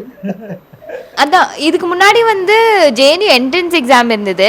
ஆனால் இதுக்கப்புறம் வந்து எல்லா யூனிவர்சிட்டியுமே வந்து ஒரே என்ட்ரன்ஸ் எக்ஸாமில் தான் வரணும் அப்படின்னு சொல்லிட்டு சியூஇடி பிஜி அப்படின்னு ஒரு என்ட்ரன்ஸ் எக்ஸாம் வச்சுட்டாங்க. இப்போ யூஜிக்கும் அதே எக்ஸாம் தான் நினைக்கிறேன். அதான் இதுக்கு முன்னாடி கேட்டிருக்கேன், நிறைய ஜேஎன்யூ பற்றி நிறைய விஷயமும் கேட்டிருக்கேன். நிறைய பெரிய பெரிய ஸ்காலர்ஸ்லாம் படிச்சிருக்காங்க, அந்த மாதிரிலாம் கேட்டிருக்கேன். ஆனால் நான் வந்து இங்கே வருவேன்னு நினைக்கவே இல்லை. ஃபர்ஸ்ட் என்ன படிச்சீங்க? எந்த ஊர் நீங்கள்? சென்னை தான். சென்னை தான். ஓகே. அப்போ ஜேஎன்யூவை பற்றி தெரிஞ்சு இந்த எக்ஸாம் எழுதினோன்னா நீங்கள் எலிஜிபிள் ஜேஎன்யூக்குன்னு உங்களுக்கு ரிசல்ட்டில் இருந்ததா இல்லை எப்படி? அதாவது ஃபஸ்ட்டு அந்த எக்ஸாம் எழுதினோன்னா மார்க் வரும். அந்த மார்க் வச்சு எல்லா யூனிவர்சிட்டிக்கும் அப்ளை பண்ணணும். இன்டர்வியூ அட்டன் பண்ணணுமா? இன்டர்வியூலாம் கிடையாது பிஜிக்கு, ஆனால் பிஹெச்டிக்கு இருக்கும்னு நினைக்கிறேன். ஓகே. அதுக்கு பிறகு டைரெக்டாக ஜேஎன்யூக்குள்ள வந்துட்டீங்க. வெளியில் நீங்கள் கேள்விப்பட்ட ஜேஎன்யூக்கும் உள்ளே வந்ததுக்கு பிறகு இருக்கிற ஜேஎன்யூக்கும் வித்தியாசம் இருக்கா? எப்படி உணர்றீங்க? நிறைய வித்தியாசம் இருக்குது. அதான் மோஸ்ட்டாக வந்து சேஃபான இடம் கிடையாது அப்படின்னு, ஃபுல்லாக சண்டை நடக்கும் அப்படின்னு. சண்டை நடக்காமல் இல்லைன்னு கிடையாது, ஆனால் அவ்வளோ சொல்கிற மாதிரி எக்ஸாஜுரேஷன் தான். ரொம்ப சேஃபான இடம், அதுவும் கேர்ள்ஸ்க்கு எஸ்பெஷலி. நைட்டு ஒரு 2 மணிக்கு லைப்ரரியிலேருந்து வந்தால் கூட சேஃபாக தான் ஃபீல் பண்ணுவோம். இங்கே தான் இருக்குது எப்போவுமே கேம்பஸில் எல்லாரும் இருக்கிற மாதிரி லைவான கேம்பஸ். ஆமாம், எப்போவுமே தூங்காத கேம்பஸ்னே சொல்லலாம். பாலிடிக்ஸ்லாம் இங்கே பேசுவாங்களா? நீங்கள் பாலிடிக்ஸுக்குள்ள ஏதாவது விஷயங்களை அட்ரஸ் பண்ணியிருக்கீங்களா? எல்லாரும் பேசுகிறது தான் இங்கே, பொதுவாக பேசுகிறது. டிபேட் டிசென்ட் JNU, பர்ச்சா போஸ்டர் JNU அப்படின்னு தான் சொல்லுவோம். எல்லாரும் அரசியல் பேசுகிறது தான். பர்ச்சா போஸ்டர் வந்து ஒரு பர்ச்சா, அதாவது ஒரு அறிக்கை மாதிரி கண்டனம் போடுறது, அந்த மாதிரி எல்லா அமைப்பும் போடுறது தான். அதுக்கப்புறம் போஸ்டர் போடுறது. இங்கே நீங்கள் சும்மா அப்படி கேம்பஸில் பார்த்தாலே நிறைய வரைஞ்சி ஒரு மெசேஜோடு இருக்கிற மாதிரி எல்லா அமைப்பும் வச்சுருக்காங்க. போஸ்டர் போட்டிருக்கீங்களா? நான் ஒட்டியிருக்கேன். இங்கிருந்து பார்க்கும்போது வட இந்தியாவில் இருக்கக்கூடிய இளைஞர்கள் பெருசாக, தமிழ்நாட்டில் சொல்கிறேன், நார்த் இந்தியாவில் இருக்கிற பசங்கள்லாம் படிக்க மாட்டாங்க, கிளம்பி அங்கே வந்துடுறாங்க, இப்படி ஒரு தியரி இருக்குது. பட் JNUக்குள்ளே இருந்து பார்க்கும்போது நார்த் இந்தியன் ஸ்டூடெண்ட்ஸ் அப்படிங்கிறவங்கலாம் எப்படி இருக்கிறாங்க, அதோட நேச்சர் எப்படி இருக்குது? ஒரு சவுத் இந்தியாவிலேருந்து, அதாவது தமிழ்நாட்டிலேருந்து வரும்போது ஒரு பயஸ் இருக்க தான் செய்யுதுன்னு நினைக்கிறேன். சும்மா வடக்கன்ஸ்னால் இப்படி தான் இருப்பாங்க அப்படின்னு பார்த்தா, ஆனால் இங்கே எல்லாரும் வர பசங்க எல்லாருமே ஒரு அளவுக்கு இங்கே இந்த கேம்பஸில் நான் பார்த்த வரைக்கும் எல்லாருக்குமே ஒரு பொலிட்டிக்கல் அவேர்னஸ் இருக்குன்னு தான் நான் சொல்லுவேன். அதான் ரைட்டு லெஃப்ட்டுன்னு எல்லா பொலிட்டிக்கல் சைடுமே நார்த்லேயும் இருக்குது. நார்த் ஸ்டூடெண்ட்ஸுக்கும் இருக்கா? லெஃப்ட்டு வந்து இந்த கேம்பஸில் நான் சொல்வேன். வெளியே வந்து மற்ற கேம்பஸில் நான் சொல்ல முடியாது. ஆனால் இந்த கேம்பஸில் எல்லாருக்குமே ஒரு இடது வலது இந்த மாதிரி இந்த கோட்பாடு இது எல்லாத்துக்குமே ஒரு அண்டர்ஸ்டாண்டிங் இருக்குன்னு தான் நான் சொல்வேன். So my name is Sunil Yadav. I am from Uttar Pradesh. Firstly, I was in DU I was doing graduation there. I completed from there, and in 2021 I came here for masters in JNU in international studies. Currently now I'm in PhD first year in European studies. My name is Kanishk and I'm from Bihar, and I came in JNU in 2022 when I got admission in undergraduate course, and right now I'm in doing a certificate course or you can call it diploma course from the School of Sanskrit and Indian Studies. So my name is Anaga. I'm from Kerala and I'm doing my PhD in political science here. I came to JNU in 2018 for my masters in political science. I think I got to know about JNU while I was in school because generally Malayalam media does carry a lot of coverage regarding JNU politics, elections. So I think that's how I got to know about JNU also. And then after my graduation, I appeared for the entrance test. So back then exams were also very different. It was a written exam, unlike now. And there was just 2 centers in the entire state. So we gave the written entrance test, and then I did not think that I was not hopeful of clearing the exam, but yeah, I cleared it thankfully, and then have been here since then. He is most senior among these people. 6 hours. Okay. She was ex-union member. Okay. Hello, I'm Shahid. I'm also from Kerala. I'm pursuing PhD in psychology of education. It's my 3rd year. Yeah, if you are asking how I come to JNU, 2019 I reached Delhi for my masters. It was in Delhi University North Campus Psychology. After completion of my masters, I was a bit confused where I go for my further research or PhD. So that time I appeared different institutions. Entirely, my discipline is psychology, so I have a lot of options. I can move to medical field or social science or clinical or whatever, health, different options are there. So I appeared IITs, DU, some neuroscience institutions, also JNU. And at the end, I got 2 institutions. One is my all-campus Delhi University, second is JNU. And during my master's time, sometimes I do come here. So I know a bit of JNU, but not much. So at the end time, like when I got admission in PhD, my friend was here, so I just visited JNU and stayed here for 2-3 days. Then I got to know what is JNU and how the feeling of a closed university, unlike a DU campus. I mean, when you are comparing like DU and JNU is one of the prominent institutions in the country, also in Delhi also. So in that way, when I'm comparing DU and JNU, it's uncomparable. I mean, totally different in approach to. You cannot connect the far right and far left. Yeah. I mean, I won't comment. I mean, I won't agree that as an alumni, DU is completely right. I mean, in that right. But the approach, like the elitism or the approach of the faculties to the students, or the connectivity among the students, or the friendliness, or like the cheapness or affordability is much different between these two campus. So when I was here, I mean, when I visited as a guest, so I come across, or like I experienced the beauty of this campus, the being a JNU. So then later I finalized. I mean, I didn't get admission in first list of PhD, but that time I got DU. So I was a big confusion, like whether I need to go back DU or stay. Otherwise I will get JNU. So, but after some time, since the second list, I got admission here too. Then confusion also again increased, because there is one another problem, like there is no proper psychology department in this university. It is an interdisciplinary course, whatever I am doing now. Then I asked different people, and also I rethink, introspect, and then I thought like it's a almost 5-year investment. It's a life process. I mean, PhD is more like a life than a course. So then I thought like JNU is the better choice than DU, and I'm here. I'm in 3rd year now. So my name is Muhammad Anas. I'm pursuing my PhD in Center for International Trade and Development, School of International Studies. Basically, it is an economics center. So I'm doing my PhD in economics. How you got to know about JNU? I don't remember exactly, but I have tried for other central universities as well, and I have got selected into a few central universities, and I have tried to IITs as well. So I chose JNU because of its political atmosphere. How JNU is differ from other universities is academics you can study from anywhere. You can study in Tamil Nadu itself, the same PhD there. But the political atmosphere and social atmosphere is completely different. You can do politics, healthy politics, campus politics, while you are doing your course. So that's how the JNU differs from other universities. Okay. My name is Sakshi and I'm from Madhya Pradesh. I'm pursuing BA honors and I'm currently in 2nd year, Chinese. I chose Chinese because I want to know more about China or Chinese culture. And yeah, I came to know about JNU when I was in 9th standard through my teachers. One of my teachers is from JNU. So he told me he was in JNU during 2009 or 2010. So he used to talk about JNU and JNU's culture. So I'm little bit influenced by that. Okay. And when I was in 9th standard, JNU is in news.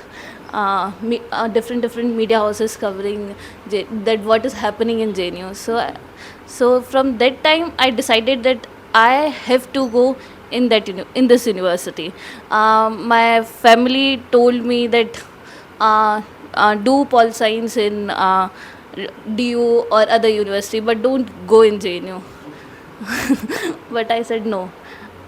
I will do Chinese, BA Chinese in JNU itself. Okay. No other university. Jai Bhim, I am Priyanshi Arya. I am from Uttarakhand and currently I am here doing my PhD in philosophy, 1st year, and I am also the General Secretary of JNUSU as elected for the session 2023 and 2024.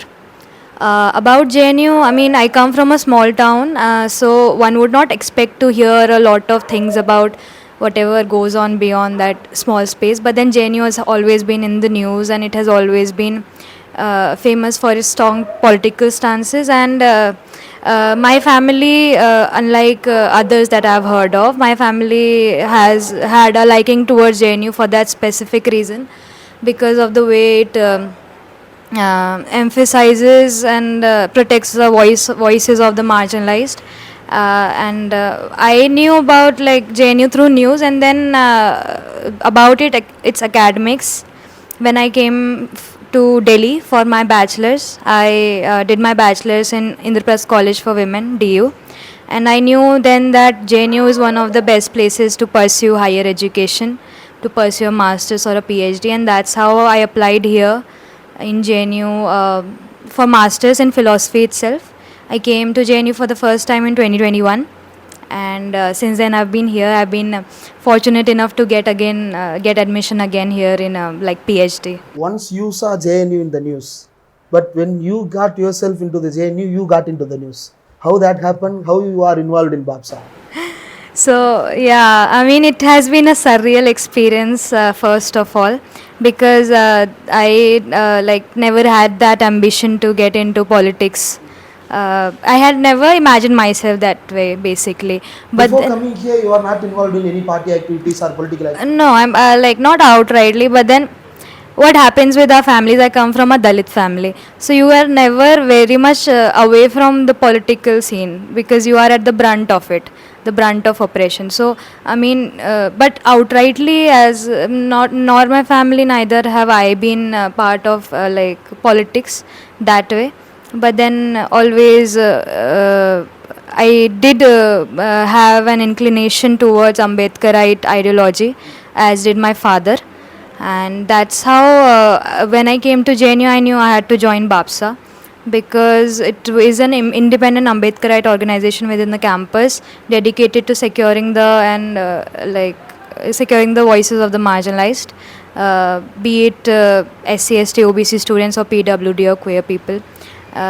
We believe in the dictum of unity of the oppressed. So my journey from like seeing JNU in the news to being in the news right now, it's like I did not imagine myself that way. But then when I came to JNU and also when I joined bapsa, the empowerment that I was given, the confidence that I was bestowed on behalf of the students who believed in me, and the confidence I got to actually come on this stage to speak in front of all these many people, to challenge the oppressive structures. It's all a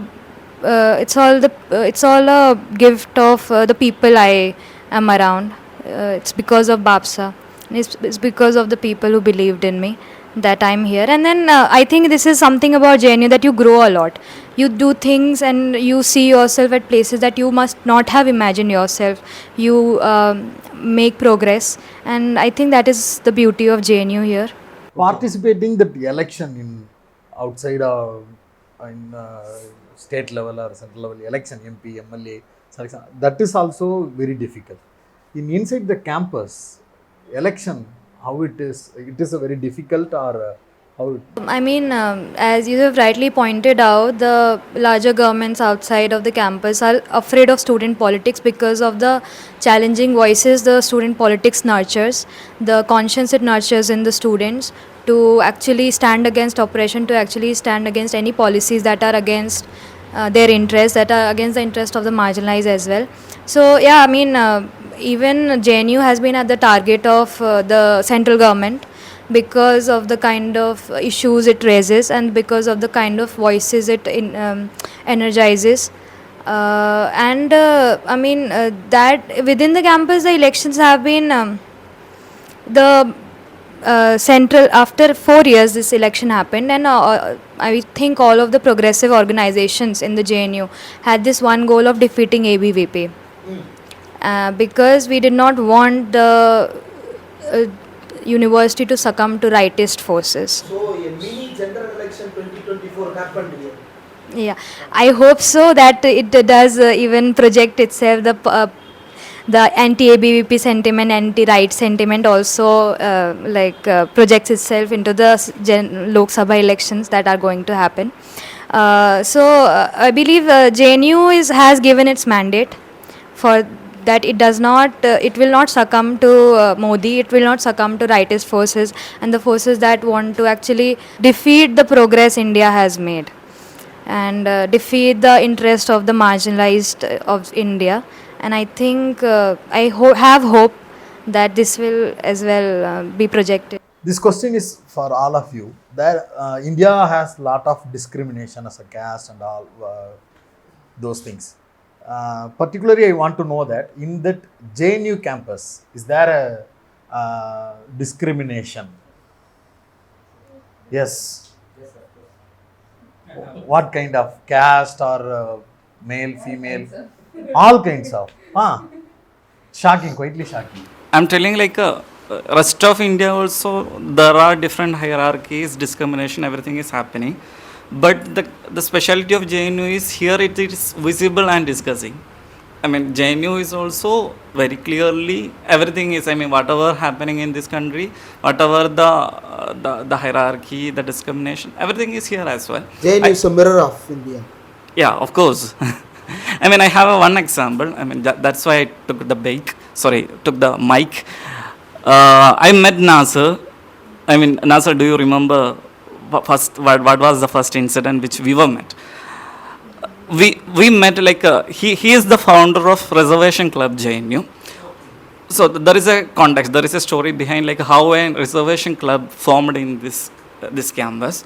Okay, I mean, I'm just contextualizing only one incident. That's about the discrepancy regarding the hostel admission. Here, like JNU is we can't say JNU is a residential campus, but around 80% JNU is providing hostel facility for all. But the problem is when they are allocating the hostel facility, there are discrepancy. I mean, and it's, I mean, whatever happened towards us, I mean, like we were took admission before 3 years, and that the same thing happening in this time also. What happening now, like when the admission to the hostels, I mean, there are, I think, around 20 or more than 20 hostels are available in JNU. But like when it's allocating, I mean, it's based on reservation scheme also, I mean, reservation. When the reservation is coming, like they are, I mean, the administration is giving prioritizing to the upper caste or like the general category, and like the SC/ST people, I mean, category people are also allotting the hostels. But like when it's coming to OBC, OBC admission is like, OBC is a good number, but like when allotting to the OBC students, it will come at the end only. I mean, after whoever is last only. But now, this is against the policy of reservation. Surely, but it's happening here. And now also I know the students here, those who are in the about the end. I mean, now the semester exam, end semester of first year is happening. I mean, second semester is going on, and it will end, might be it end by the mid of 25 or 30. But even though there are people in this campus, those who are from the OBC community, is not allotted hostel yet, even not any single dorm, and they are staying with their friends or like whatever the arrangement they can. I mean, sometimes in the floor. I mean, within this hot weather, they are suffering. And like even the funny thing is that those who are staying by their own adjustment, they are also getting punished because like it's an illegal residence of that hostel. You got my point. Students are treated like accused. Yeah, I mean, by hostel warden. By the hostel warden, and they are getting fined too. And I have myself, I experienced this one in the 2022 from the Tapti hostel, and I fined around 1,000 for as being a illegal of Tapti by being a legal of JNU. அவர் என்ன சொல்கிறாருன்னா, வீட்டில் வந்து நம்ம வீர அவன்டா இவன்டான்னு ஊருக்குள்ளே சொல்லிக்கிட்டு தெரிஞ்சுட்டு உனக்கு கிடைக்க வேண்டிய இடம்லாம் உனக்கு கிடைக்க வேண்டியதை பூரா அங்கே ஒருத்தன் வலிச்சு தின்னுக்கிட்டு இருக்கான், நீ உள்ளே உட்காந்துக்கிட்டு வீரவசனம் பேசிக்கிட்டு இருக்கேன்னு பிசிக்களுக்கு இங்கே நடக்கக்கூடிய அநீதிகள் பற்றியும் பேசுகிறாரு. SC/STகளுக்கு நீ எப்படி ஒன்றை கொடுக்குறியோ அது மாதிரி ஒன்றையும் ஒருத்தன் போட்டு அடின்னு அடிச்சுக்கிட்டு இருக்கான், நீ வர வேண்டிய இடம்லாம் இன்னொருத்தன் வாங்கி பறிச்சுக்கிட்டு இருக்கான்னு சொல்கிறாரு. திருந்தணும். I mean, in all the way it's there. I mean, even during the admission, I mean, in PhD admission time, there is two processes. One maybe by the exam or like their own exam. Earlier it was JNU EE, now it's NTA exam. Net. I mean, very recently it's net exam. There is a second process, that's interview. So those who are from the marginalized community, I mean, it's out of 30. Okay, these people, I mean, marginalized section people are getting out of 30, sometimes 2.5, 3, 3.5. You are getting. Yes. I mean, rest of the men, if you are coming from a general category, you may get 20 or 25, even 30. By doing this one, they are ensuring that like this general category people are there in the admission, and like those who this category people, they should be admitted by the category itself only. No space for OBC, SC or ST or minority in the open competition. This open competition are general category, but it is being treated as other caste. Yeah, that is consciously done. They are usually this reservation scam is a conscious scam by the central government for last many years. They change the name of open category into general or unreserved. You are unreserved, and they will allot it to upper caste, saying unreserved means those who do not come under reservation. Okay, this is a largest scam going on in educational institutions for so long. If you take AIMS admissions, JIPMER admissions, central government institutes-naale வந்து reservation fraud தான். There is no institute in the whole country where there is no reservation fraud happening. Every institute doing reservation fraud in one way or the other way. So this 50% scam is always there. In admissions, hostel admissions, college admissions, wherever. 50.5. 40.5 for open category, 10% for EWS. Both are combined in an illegal manner, and scam is done for 50%, 50.5. What happened in JNU is, what was explicit in hostel reservation is, hostel reservation list was released for each hostels. Whenever students are allotted, they will release the hostelers list, the name, the category in which they got admission, the category in which they got hostel list. So both are contradicting. They would have got admission in general category. Like example, an SC category student got admission in open category, but he will be allotted hostel only in SC category. OBC category student getting admission in general category, but allotted hostel in OBC category. That means one seat of that student which should be given to him in general category is pushed to OBC list, and that seat is given to a upper caste. Another unreserved caste, upper caste. In that way, one hostel seat which should be given to a OBC student in the OBC category is not given, and it is given to a OBC student in general category. That means OBC students are pushed out. OBC students and SC students who should have got hostels in their reserved category are not given, and they are pushed out. That way, students who are coming to campus into Delhi from other states, marginalized sections, it's very difficult for them to find an accommodation in Delhi. The cost of living, food, everything. Initially, even if we are getting scholarships, we will not get a regular scholarship. We will be getting scholarships after 6 months, after 8 months. So we cannot find a place to stay. It was very difficult. People have to adjust. Even though students are accommodative, it cannot happen for so long. Even we didn't get hostels for 4 months, 5 months. It hit our academic work, it hit our research work and everything. So I have also seen my own classmates from Jharkhand, a girl from Jharkhand, a tribal girl who cannot survive in this mode, and she left the course. So it's a planned hit on your academics. Yes, it by is not providing the hostel. Yes, this scam, 50.5% scam. The scam is a planned, conscious scam. It was taken to the notice of members of parliament. They raised it in parliament. Our MPs from Tamil Nadu, Mr. Mr. Ganesh Modi both raised this question in the parliament, and because of the efforts of Mr. Rasa MP, Parliamentary Committee for the Welfare of SC/ST raised this issue, sent a memo to the JNU admin. The JNU admin still deceived them by giving a wrong data. We are following reservation only properly. In that way, they deceived even the parliament. The JNU admin is deceiving the parliament committee also, and they are still following this 50% scam. So this is one type of discrimination. By deceiving, they got chairman posts. Who? The VC. This happened after in this present current. He is next in line. Maybe. But this is a systemic discrimination. This is not because of one VC. This is happening for so long. We are questioning it. That's all. The problem is the difference between other institutes and JNU is all kinds of discrimination are here. But we have some breathing space because we question it. There is some student groups, support groups. Did any protest happened here regarding this issue? The pending of scholarships or non-allotment of hostel seats? Always protests are happening. Whenever students union or organizations call for a protest in front of Dean of Students office, the first thing Dean of Students will do is she will not be there. She will be out of the office. Only after the protest ends, she will come. Now they are just extending these forms of oppression. Like there is a 100-meter rule for the that no protest should happen within the 100-meter radius of the administration building. Now the DOS has extrapolated that rule and says that no protest should happen in front of DOS office also within 100 meters. Just instead of addressing and solving the issue, they are finding ways to stop the voice being raised. We heard someone protested at the gates of JNU. It was against sexual harassment. It was against inaction of administration.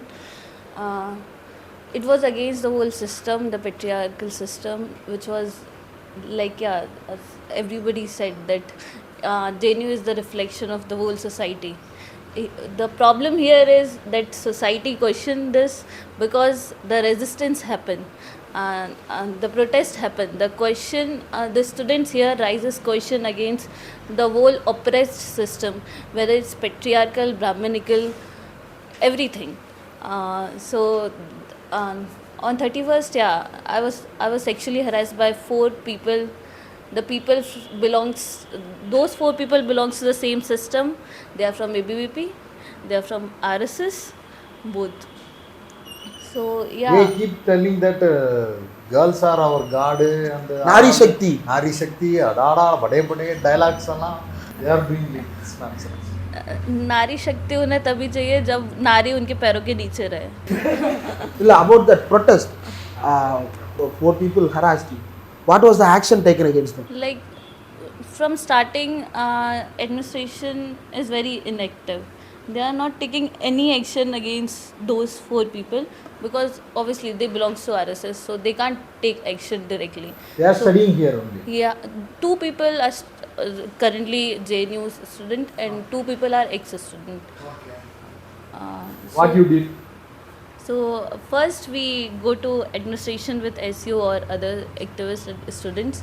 So administration declined that they were saying that okay, we will do something, but they are not ready to take immediate action, which every administration or which are under the law, like restrainment order or restrainment order for the students who are currently JNU student, or out of bound order for students who are ex-students of JNU.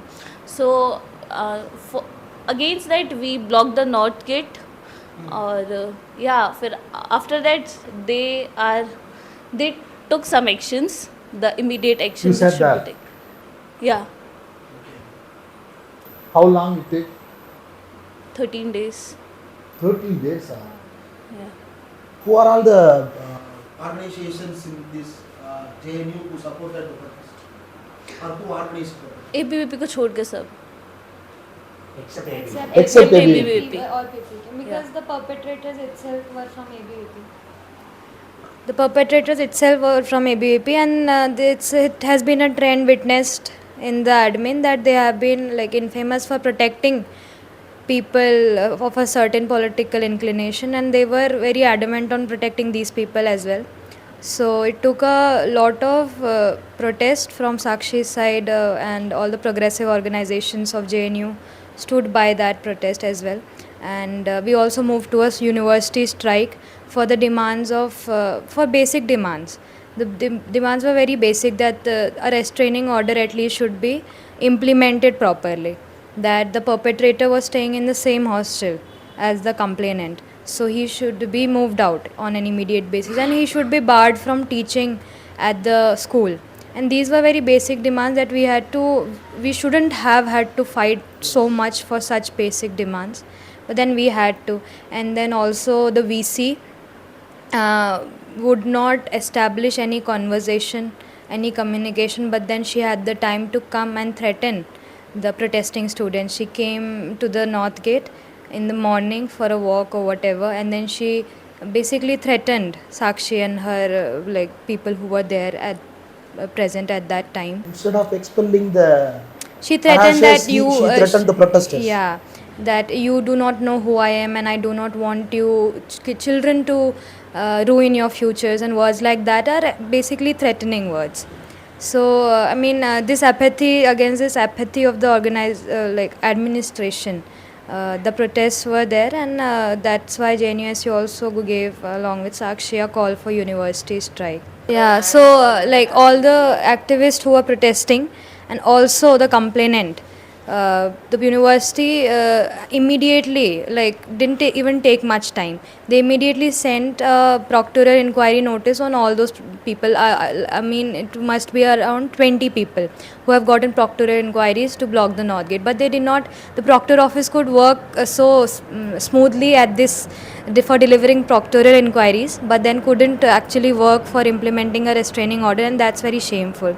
And such trend, as my other people have also pointed out, that there are problems within JNU because it's a reflection of society as it is. So the society, if the society is Brahminical, if the society is patriarchal, there will be elements of it in JNU itself. But then the thing about JNU is that we stand up strongly against these evils in the society.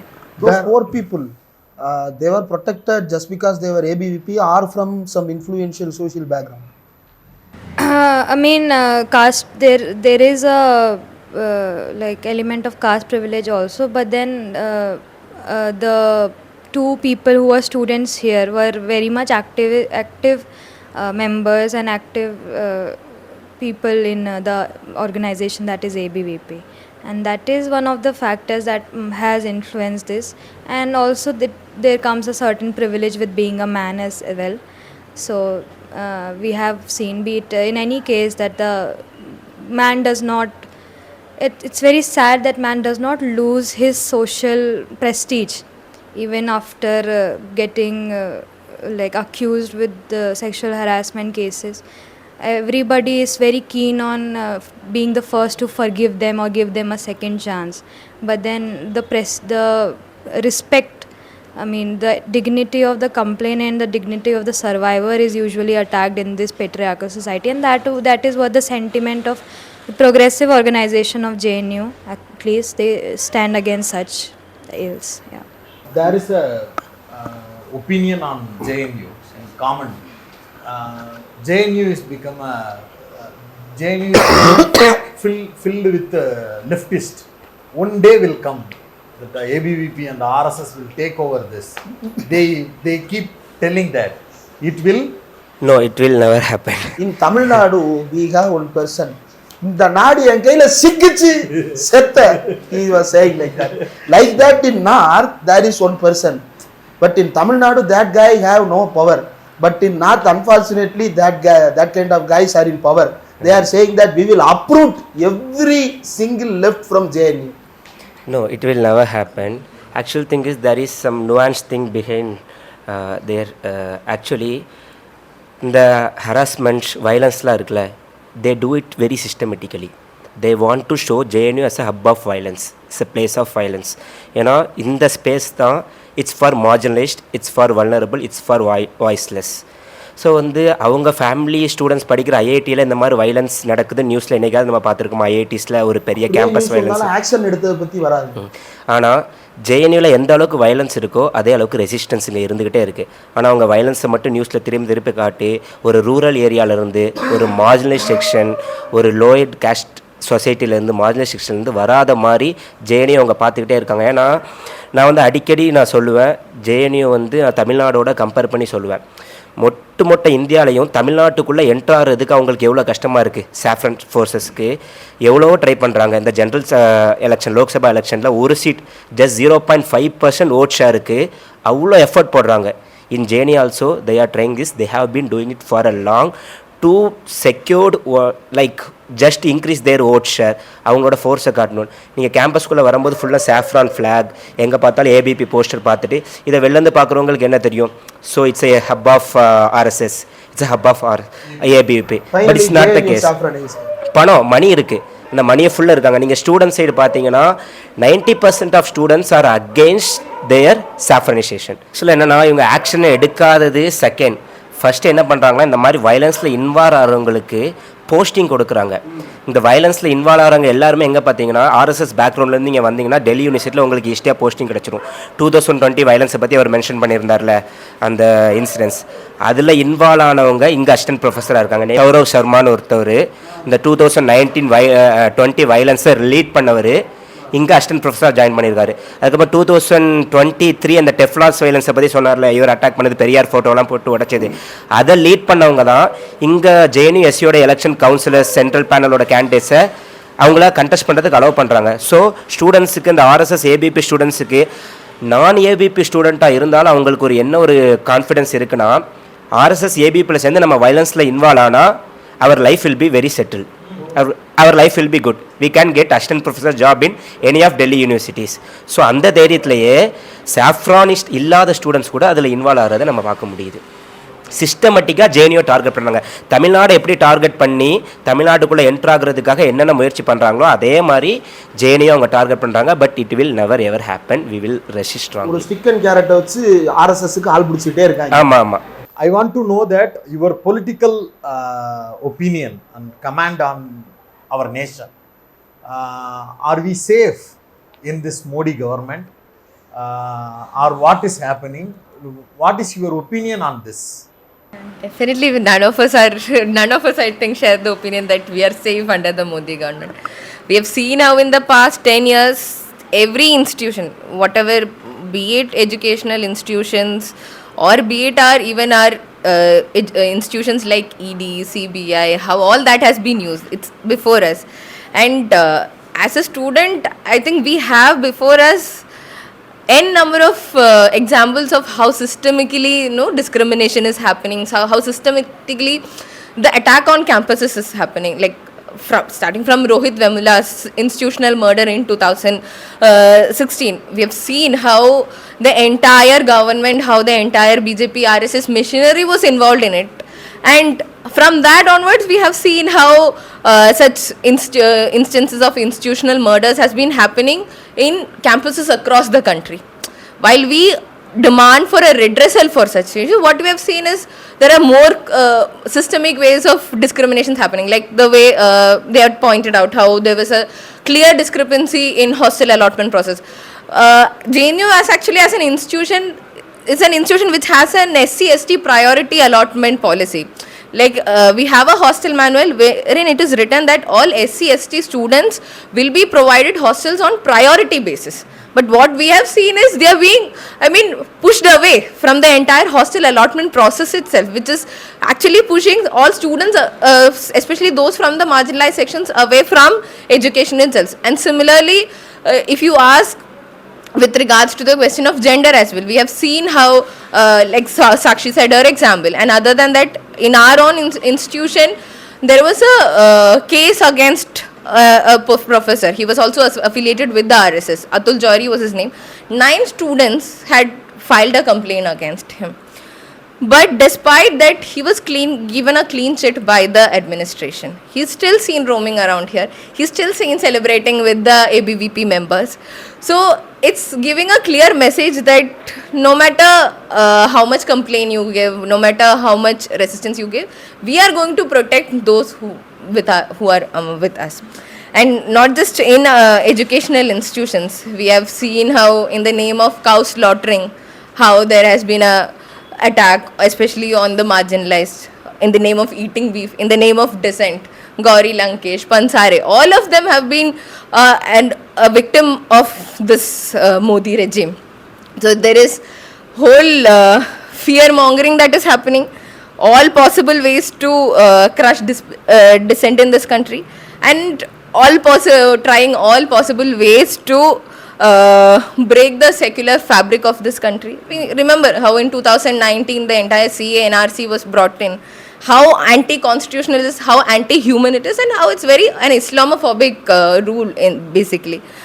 But of course the resistance is there, and we have nothing else to do. We have, I mean, no matter how much they try to crush our spirits, resistance is all that we have to get united and resist as much as possible. I think that's. I want to hear it from Kanishk. Same question. Same question, but with the prelude that we know Bihar, not like the stigmatized Bihar that is shown in the media. I personally read the biography of Lalu Prasad. I personally read the stories of Bihar, how the Bihar stood against everyone who oppressed. It stood against the Brahminical patriarchy whenever it was raised. It is a land of Bahujan politics. It is a land of OBC and SC/ST coalition politics. The history was like that. But in recent days, there is a media projection that it is a land of Sanghis. Everyone votes for BJP there. There is a overall view about Bihar like that. Is it true that பீகார்ல இருக்கவங்க எல்லாம் சங்கி, அவங்க பிஜேபிக்கு தான் ஓட்டு போடுவாங்கன்றதை நான் ஏத்துக்க மாட்டேன். ஏன்னா வெறும் பீகாருக்கு மட்டும் இல்ல, மொத்த நாட்டுக்கும் இதை உருவாக்குறாங்க, நரேட்டிவ் கிரியேட் பண்றாங்க.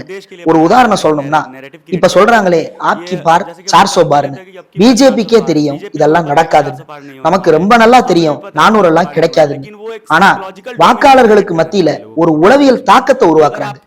ஜெயிச்சாலும் 400 வருமோ வராதோ, ஆனா ஒருத்த மனசுல அந்த மாதிரியான மனநிலையை உருவாக்க பாக்குறாங்க. வாக்கு சதவீதத்தை பாத்தீங்கன்னா பீகார்ல 20%, கொஞ்சம் முன்ன பின்ன இருக்கலாம், அவ்வளவுதான். ஆனா இந்த 20% மக்கள் தான் பீகார்ல பிஜேபிக்கு ஓட்டு போட போறாங்க. தேசிய அளவுல பார்த்தோம்னா 2014 31%, 2019 37%. பிஜேபிக்கு ஓட்டு போட்ட மக்கள் இவ்வளவுதான். இதுதான் ஆட்சி அமைக்குது. இன்னொன்னு என்னன்னா, பீகார்ல SC ST OBC சண்டை செஞ்சிருக்காங்க. சுதந்திர இந்தியாவுக்கு அப்புறம் பார்த்தோம்னா முண்டா கிளர்ச்சி பீகார் ஜார்க்கண்ட் ஒன்னா இருந்த காலத்துல நடந்தது. அதுக்கு முன்ன சந்தால் கிளர்ச்சி 1857 நடந்த கிளர்ச்சி. ஆக பீகார் இந்த மாதிரி எல்லா போராட்டங்கள்லயும் நின்றுருக்கு. ஆனா இன்னைக்கு SC ST OBC மட்டும் இல்லாம ஒட்டுமொத்த பீகார்ல இருக்கிற சூழல் பயங்கரமானது. லாலுக்கு அப்புறமா நிதிஷ்குமார் ஆட்சிக்கு வர்றார். அதுக்கப்புறம் ஆட்சி மாறினாலும் முதலமைச்சர் ஒரே ஆள் தான். 2005 நிதிஷ்குமார் முதலமைச்சர் ஆகிறார். ஆட்சி மாறினாலும் முதல்வர் அதே முதல்வர் தான். கிட்டத்தட்ட 20 வருஷமா ஆட்சி நடக்குது. பீகார்ல எந்த முன்னேற்றமும் இல்ல. ஒட்டுமொத்தமா பீகார்ல அவர் 7வது முறையா சத்திய பிரமாணம் பண்றாரு. 2024 வந்துருச்சு. கிட்டத்தட்ட 20 வருஷமா ஆட்சி பண்ணிருக்காரு. பீகார்ல எந்த முன்னேற்றமும் இல்ல. उनमें लगभग किसी का 20,000, किसी का 19,000 रुपये पर कैपिटा इनकम. मतलब इंडिया का तो पर कैपिटा इनकम वैसे भी बहुत कमज़ोर है, उसमें भी 19,000, यानी कि 5-6 गुना का डिफरेंस देखने को मिलता है. और उनमें भी डिफरेंस ये है कि अगर हम देखें कि OBC ST कैटेगरी से लोग आने वाले, उनकी संख्या उन चीज़ों में ज़्यादा है. तो स्थिति तो बिहार एक समय लड़ाइयों के लिए खड़ा रहा, लेकिन जो पॉलिटिकल सिनेरियो बना बिहार में, even though if you look at the first CM of, अगर हम बात करते कि OBC SC ST से आने वाले मुख्यमंत्री बहुत ज़्यादा संख्या में लालू प्रसाद यादव, कर्पूरी ठाकुर जी थे. लेकिन हम पहले Shri Krishna Singh who is from unreserved category. 1980 दशक तक कांग्रेस का राज रहना, फिर Lalu Mandal movement and all, Lalu will be the CM of Bihar. And then Nitish Kumar is from OBC SC ST category. Lalu is also from OBC category. But the real development Lalu Yadav के regime में मैं ये बोलना चाहूँगा कि डेवलपमेंट, सोशल मूवमेंट डेवलपमेंट दिखने को मिला बिहार में. बट नाउ एक समय है बिहार के लिए ज़रूरत है कि एक पॉलिटिकल डेवलपमेंट और एक इकोनॉमिकल डेवलपमेंट बिहार को ज़रूरत है, और जो कि बहुत ख़राब स्थिति में भी गुजर रहे हैं हम लोग. Even though if you look, हम बीजेपी के रेजिम की बात करते हैं तो बिहार में बीजेपी ऐसी बात नहीं कि 2014 में आया है. अगर हम 2005 में नीतीश कुमार की सरकार को देखते हैं तो नीतीश कुमार कोलैबोरेशन में थे, NDA की सरकार थी बिहार में, लगातार वो 20 सालों तक शासन में है. And they have do nothing for Bihar. Even though BJP have von 39 out of 40 seat, have doing nothing for Bihar. Why but recently he gave Bharat Ratna to Karpuri Thakur ji.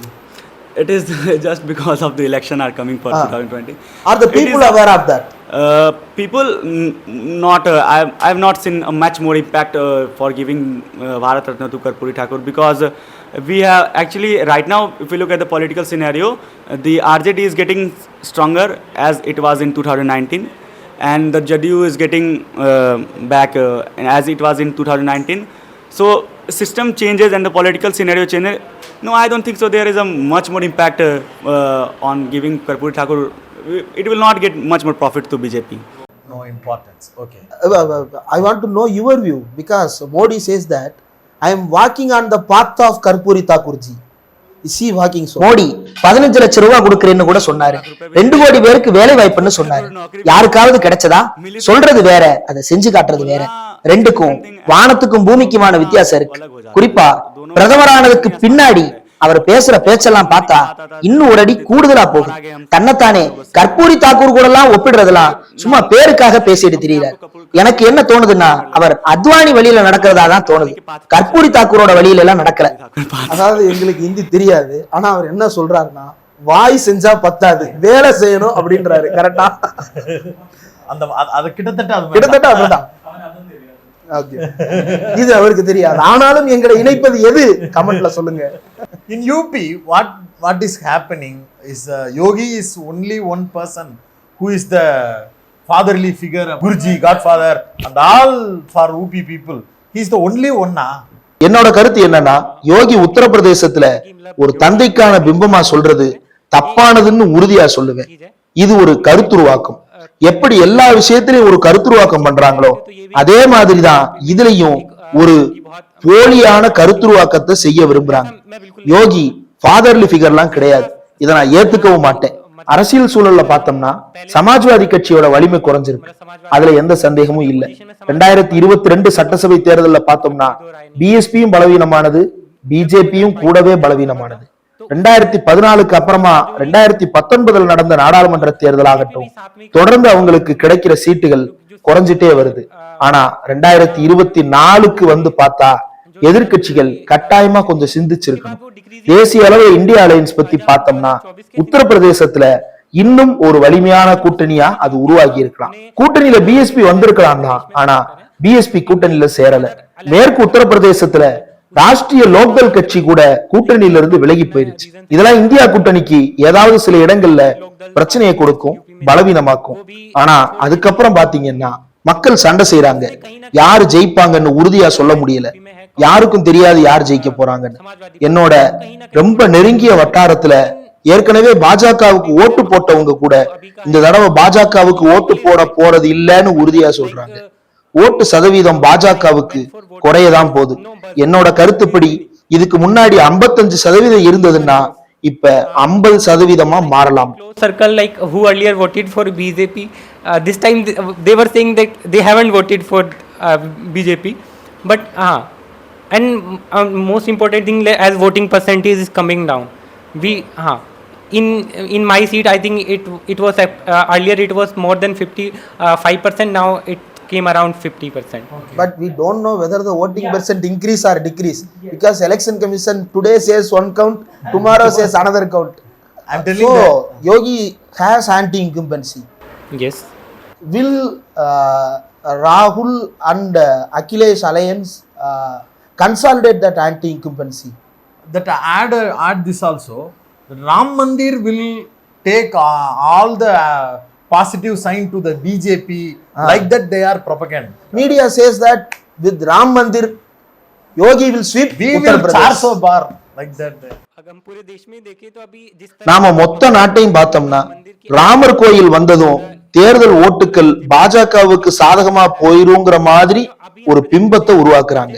ஆனா இன்னைய சூழல்ல ஒரு சாதாரண மனுஷன் ஃபேஸ் பண்ற விலைவாசி உயர்வு, வேலைவாய்ப்பின்மை போன்ற பிரச்சனைகளுக்கு முன்னாடி அவனுக்கு ராமர் கோயில்லாம் ஒண்ணுமே இல்லை. மேற்கு உத்தரப்பிரதேசத்துல கூட கடந்த முறை பாஜக தான் ஸ்வீப் பண்ணாங்க. ஆனா இந்த தடவை ராமர் கோவில் கட்டிட்டதால பாஜக பக்கம் ஓட்டு விழும்னு எந்த சென்டிமெண்ட்டும் அங்க இல்ல. கோயில் ஓகே, அவ்வளவுதான், அதுக்கு மேல அங்க பேச எதுவுமே இல்லை.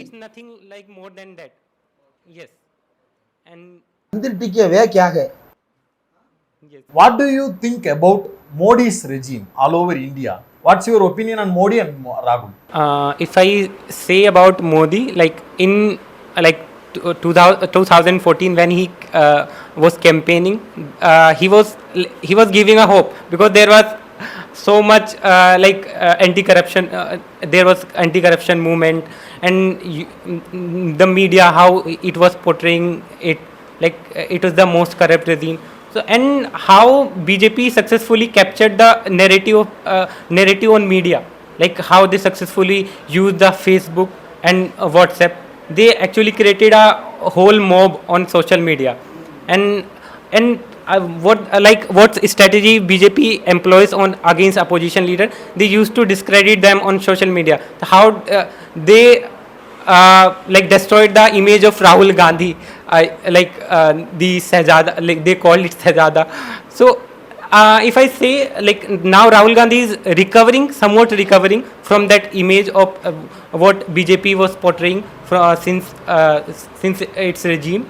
And for Modi, I think now people now are realizing that what they have voted for, they get nothing. Even they were talking about the 100 smart cities. I don't think there is any one smart cities. And what I am observing, that the BJP is attacking on institution. Now in presently what we are seeing now, how Election Commission of India is working. It is working as a lackey of BJP, and it's visible everywhere. And I think ECI has no shame. I don't think like what they are doing. Earlier we used to have proud on Election Commission of India. At least they are at least in India we are having a free and fair election. But now I don't think so. In university, how professors are getting recruited, they are coming from only one ideology. Yeah, the whole institutions are getting centralized. So I am just worried about my future generation. Like I studied in DU, so there was different condition. But now, like professor who served there for 10 to 12 years are being replaced with someone coming from the Sakha, we can say that. What is the reality in Madhya Pradesh? Because whenever we go through the cephalogist notes on Madhya Pradesh, they say even in the SC/ST dominant constituencies, BJP is able to secure more votes. So they are really working for them. The RSS is working for SC and ST in Madhya Pradesh. Is that true, and what is the reality of Madhya Pradesh now? மத்திய பிரதேசத்தில் நாம் பார்த்த வரைக்கும் பாஜகவோட காவிமயமாக்குதல், மதவாதம், பார்ப்பனியம், Manusmriti, ideology இதெல்லாம் மத்திய பிரதேசத்தில் மக்களை பிரித்ததில் வெற்றி அடைஞ்சிருக்காங்கன்னு தான் சொல்லலாம். ஏன்னா பாஜகவோட ஐடியாலஜியான பார்ப்பனியம், தேசபக்தி, பிராமணிசம் இதெல்லாம் இந்து மதத்தில் பார்த்தீங்கன்னா ஏற்கனவே இருக்கிறது தான். அதாவது பிராமணன் தன்னை உயர்ந்தவனு சொல்லிக்கிட்டே தான் இருக்கான். நான் தான் மேல் ஜாதின்னு சொல்லிக்கிட்டே தான் இருக்கான். ஆனால் எஸ்சி எஸ்டியும் தங்களை தாழ்ந்த ஜாதியாக, லோவர் கேஸ்டாக ஏற்றுக்கிறாங்க. ஸோ அவங்க அந்த ஐடியா அது இந்த விஷயத்தை சிறப்பாக செய்யுது. அதனால் அதை பாஜக சக்ஸஸ்ஃபுல்லாக எடுத்துகிட்டு போகிறாங்க. இந்த வாட்டி 400க்கு மேலெல்லாம் போகாது. மத்தியில் அவங்க வராமல் இருந்தால் நல்லது. என்னை சுற்றி இருக்கிறவங்கள பார்க்குறேன், இந்தியா அலையன்ஸுக்கு வெற்றி வாய்ப்பு தெரியுது. ஆனாலும் இந்தியா வெற்றி பெற்று அலைன்ஸ் வந்தாலும், உதாரணத்துக்கு கன்னியாகுமரி பாருங்க, டெல்லியில் அவர் அந்த ஐடியாலஜியில் ஓட்டு கேட்குறார். அதை விலகி அவரால் சில இடங்களில் ஓட்டு கேட்க முடியலை. தன்னோட ஐடியாலஜியை மக்களுக்கு கொண்டு சேர்க்க முடியலை. அவர் எலெக்ஷன் வர்றப்ப தான் ஆக்டிவ் ஆகுறாரு. ஆனால் பாஜக, ஆர்எஸ்எஸ் அவங்க ஐடியாலஜியை பரப்புறதுல தொடர்ந்து வேலை செஞ்சுக்கிட்டே இருக்காங்க. அந்த ஐடியாலஜி மோசமானது தான். மோசமான விஷயங்கள் எளிதில் அட்ராக்ட் செய்யும். அதே நேரம் இந்தியா கூட்டணி குறித்து பேசணும்னா இவங்க ஐடியாலஜி கிளியராக கிடைக்க மாட்டேங்குது. ஏன்னா இந்த அலைன்ஸில் இடதுசாரிகளும் இருக்காங்க, வலதுசாரிகளும் இருக்காங்க, சிவசேனாவும் இருக்குது, கம்யூனிஸ்ட் கட்சியும் இருக்குது, காங்கிரஸும் இருக்குது. நான் இங்க உணர்றேன்னா எங்க மத்திய பிரதேசத்தோட சிஎம் மோகன் யாதவ் சோனியா காந்தியை தாலி கட்டுறதுல, குங்குமம் வைக்கிறதுல விமர்சிக்கிறார். ஸோ அவங்க ஐடியாலஜிக்கு எதிராக இயங்கணும். அந்த சண்டை வெறும் தேர்தல் வரைக்கும் மட்டும் இருக்கக்கூடாது. அப்பதான் மாற்றம் வரும். எதிர்கால தேர்தலில் அது எதிரொலிக்கும். சிஸ்டமேட்டிக்காக சேஞ்ச் ஆகணும்னு சொல்கிறேன். நம்ம அரசியல் மையம் அப்படிங்கிறது தேர்தல் தாங்கிற மாதிரி இருக்குது. இதை நான் ஜேஎன்லையும் சில இடங்களில் உணர்ந்தேன், மத்திய பிரதேசத்துலேயும் உணர்ந்தேன், டெல்லியிலையும் ஃபீல் பண்ணியிருக்கேன். எலெக்ஷன் வரவும் இவங்க ஆக்டிவாக ஆயிடுறாங்க. ஆனால் அந்த ஐடியாலஜி பரப்ப தொடர்ந்து செயல்பட்டுக்கிட்டே இருக்கணும். ஆர்எஸ்எஸ் ஒர்க் செய்கிற மாதிரி கூட்டணி கட்சிகள் சிஸ்டமேட்டிக்கான மாற்றத்துக்கு உழைக்கணும். அவங்களின் ஐடியாலஜிக்கு எதிராக வேலை செய்யணும். अगर उस आइडिया को हटा, उस सिस्टमेटिक चेंज की बात करें, सिर्फ इलेक्शन मतलब हमारा जो पूरे पॉलिटिक्स का सेंटर ही इलेक्शन बन गया है, क्योंकि मतलब कहीं ना कहीं ये चीज़ मैंने JNU में भी फील की है, MP में भी फील की है, और ऑब्वियसली इंडिया में तो करी है, पूरे ऑल ओवर इंडिया में, और दिल्ली में भी काफ़ी हद तक फील की है कि इलेक्शन आते ही लोग एक्टिव हो जाते हैं, लेकिन उस आइडिया पे आपको वर्क करना पड़ेगा throughout the whole period. आपको हमेशा उस आइडिया पे काम करना होगा, जैसे कि RSS कर रहा है. द होल इंडिया अलायंस और may be the other parties, the opposition parties should work on systematic change, should fight against the idea which BJP and RSS is spreading in whole country. See a Viksit Bharat by 2047. What Bharat we shall see? I mean, so far, what kind of Bharat are we seeing in 10 years of the Modi regime? I don't think it's by definition Viksit. I mean, we have gotten down on the poverty level. The employment has decreased. They are bringing absurd policies for the new education policies that actually industrializes education and delegitimizes education. We are currently seeing that there is a like 4-year bachelor's program. After that 4-year bachelor's program, you are eligible for PhD. But now, what are they doing? They are asking NET exam for PhD. But then after bachelor's, you are not eligible for NET exam. Only after master's are you eligible. So they are not even considering the clash in their very own policies. And I don't know by what logic are they bringing such policies without thinking.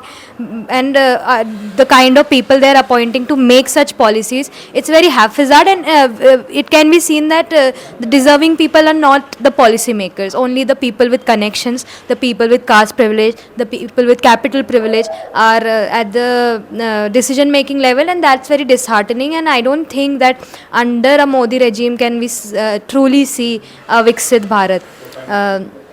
Sakshi also pointed out, I would want to highlight that the opposition, whatever the opposition does is first, like it's foremost, winning election is important, but then what also should be the case is fighting the very Brahminical ideology, the Manuvadi ideology, instead of capitalizing on it. Because this Brahminvad, this Manuvad, and this patriarchy, it's the things that are making the marginalized more oppressed. It is the very ideology that is oppressing the marginalized, that is oppressing SC, ST, OBC people, that is marginalizing queer people in India or PWD people in India, and barring them from coming forward, barring their education, barring the quality of life that they should and they deserve to lead, barring their dignity. And this ideology is to be attacked by the opposition. That is what I feel. A colleague from Rajasthan, and let's talk to her. She also contested in the JNU student union election, but unfortunately she couldn't make that. But she is very active in JNU campus, and yesterday also we met her in the campaign of Kanyakumar, and we can start with that. How you started campaigning for Kanyakumar and when you entered JNU campus? So I took admission in JNU 2019 for my masters, and I completed my masters in 2021. After that, I joined my PhD. Now I'm in my PhD third year. Okay. I joined NSUI, National Student Union of India, the student wing of Congress, in 2022. So after that, I contested election for the General Secretary here in the campus. After that, as you know, that Lok Sabha elections came up. So we have started doing campaigning for different candidates of the India Alliance in the Delhi region, because I am in Delhi. I have my research work over here. So we started doing campaigning for Udit Raj sir, the Northwest Delhi candidate. And then we also doing campaigning for the Kanyakumar. He is on Northeast seat. So we are trying our best to win India Alliance over this fascist dictator BJP regime. Okay, why so much commitment towards the political campaigning? Because when we are studying, the parents usually say focus on your studies. The relatives usually says finish your studies as quick as possible. How do you choose your political path, and how you got yourself involved in the youth politics of Congress or inside the JNU? Basically, I was very active since my college days over the social issues. So I always wanted to stood up for the things which is injustice in the campus, in my previous campus, everywhere. So I didn't expect myself to be to be into the active politics. But after being in campus, I thought to be into it because to raise your concern, to raise being a woman, being a minority women, and being a woman also in the India, as you know the situations of women in the India, every kind of women, they have different kind of challenges in their life. So I thought, let's be a voice of everyone. Let's be a voice of oppressed. Let's be a voice of women. Let's be a voice of students. Let's be a voice of unemployed. So I took my stand for this. Is there any particular incident which made you more stronger or very staunch about your political decisions? So when I came in the campus in 2019 July, after that in September there was I came from very middle class family or lower middle class family. So I came in JNU just because of their fees is very low. So we can afford it. We have 4 sisters, so I thought ki we'll afford it and I'll study here properly without any financial crisis. So when I came here in 2019, I thought I just entered in the campus and I found that there is a fee hike in the campus. So that fee hike is 10,000 and above. So I thought, how will I continue my study with these? What was the previous fee structure? It was 250. 250 to 10,000. Yeah. So they did it at large amount. So I thought we have to stand up, and that movement, which is led by JNU itself, the student of the JNUs, so They supported the hike. no, they opposed that fee hike, and we led a movement in 2019. So that movement was the political awakening for me, and not political awakening, awakening for me basically. So I got inspiration from there only that we have, and then fee hike didn't come in the next session. So I thought if we can stand up for our things, our issues, then people will listen you. Okay. So there should be a voice for us. Okay. But after that, the ABVP conducted the ABVP vandalized the student union office in here. They broke the photos of Periyar, Ambedkar, and other leaders inside the campus. How was that impacting to you? Because whenever a vandalizing happens, whenever a fight happens, it is women who are in the first lane who got struck. So how do you see that? So first of all, we are the JNU women, so we don't scared of anyone. And actually everywhere women have that kind of power. If they stand up for someone something, they have the most powerful they are Durgas, so they are Kali. So basically women are strongest among all the creature, as I think about it. This give me power. So in campus when these instances happen, so it make me more powerful and more more powerful, more awaken about my rights. Yeah, sometimes people scared on 5th of January when all these things happen, as you know. So I scared little bit. I thought they will come into my room, they will vandalize my room, they will maybe do something with me. So I was scared, but after 15 to 30 minutes, when people came up from their hostel, our seniors came up from their hostel to the roads, then I found that we people are the power of the JNU and we don't want to lose it for anyone. Okay. Actually, we had a discussion with the group of students. At there, we spoke about the reservation, social justice, caste discrimination. But one thing I want to know is about the religious discrimination that has been happening in the JNU in the recent years. We all know that Umar Khalid is in the prison and his bail hearings are also being postponed, and after all it is postponed again. What is really happening inside this great institution which holds the name of being more diverse in India, but being Islamophobic at some times? What is happening inside? When I came in campus in 2019, in the last of 2019, there was a CA protest. I joined the protest and I went to the Shaheen Bagh. So when they started to coming us, that police forces, they behave very differently, as they didn't behave with us as a student. They took us as criminals. They beaten us. They did a brutal behavior with us. So we were thinking it's a kind of different behavior of the Delhi police towards the Muslim students particularly and the other students. As Muslim are also part of the country and the institutions, so they should also be treated like the same as the other students. So if it comes of the name of Muslim student, if any Muslim student trying to do protest for their rights, for anything, any injustice happening with them, the Delhi police in this regime always try to make them illogical, always try to impose illogical things on them. They always say they are like terrorists, they are like funding by someone. Why so? If every student can speak up about their like their rights, why not Muslim women, Muslim students? So if Muslim students are protesting for their rights, they should also be treated like other students. You cannot put UAP on them all the time. You cannot put them behind the bars for so long. The judiciary is also, I don't know why they are behaving in case of Umar Khalid. They are not giving bail. Their dates are always like delaying day by day. So this kind of hypocrisy, discriminatory behavior, it should be condemned from every media point of view. But I don't think anyone is discussing these things. All they are discussing the only national politics. They should also discuss the national politics, which is very important right now. But these small issues should also be in the discussion of the media, although the Godi media won't do anything like this. But I'm expecting these things from the small channels, which are very popular in the current time. So I'm expecting them to put up these issues of Muslim students. Shaheen Bagh போராட்டத்தில் போலீஸோட behaviour ரொம்ப வேறுபட்டு இருந்ததா சொன்னாங்க. ஏன்னா JNU ஸ்டூடெண்ட்ஸுக்கு வந்து போலீஸை சந்திக்கிறது புதுசு இல்லை. எல்லா போராட்டங்கள்லையும் இந்த ஒன்றிய உள்துறை அமைச்சகத்தின் கீழே, அமித்ஷாவுக்கு கீழே இருக்கிற போலீஸ் தான் வந்து அந்த போராட்டத்தை கட்டுப்படுத்துகிறாங்க.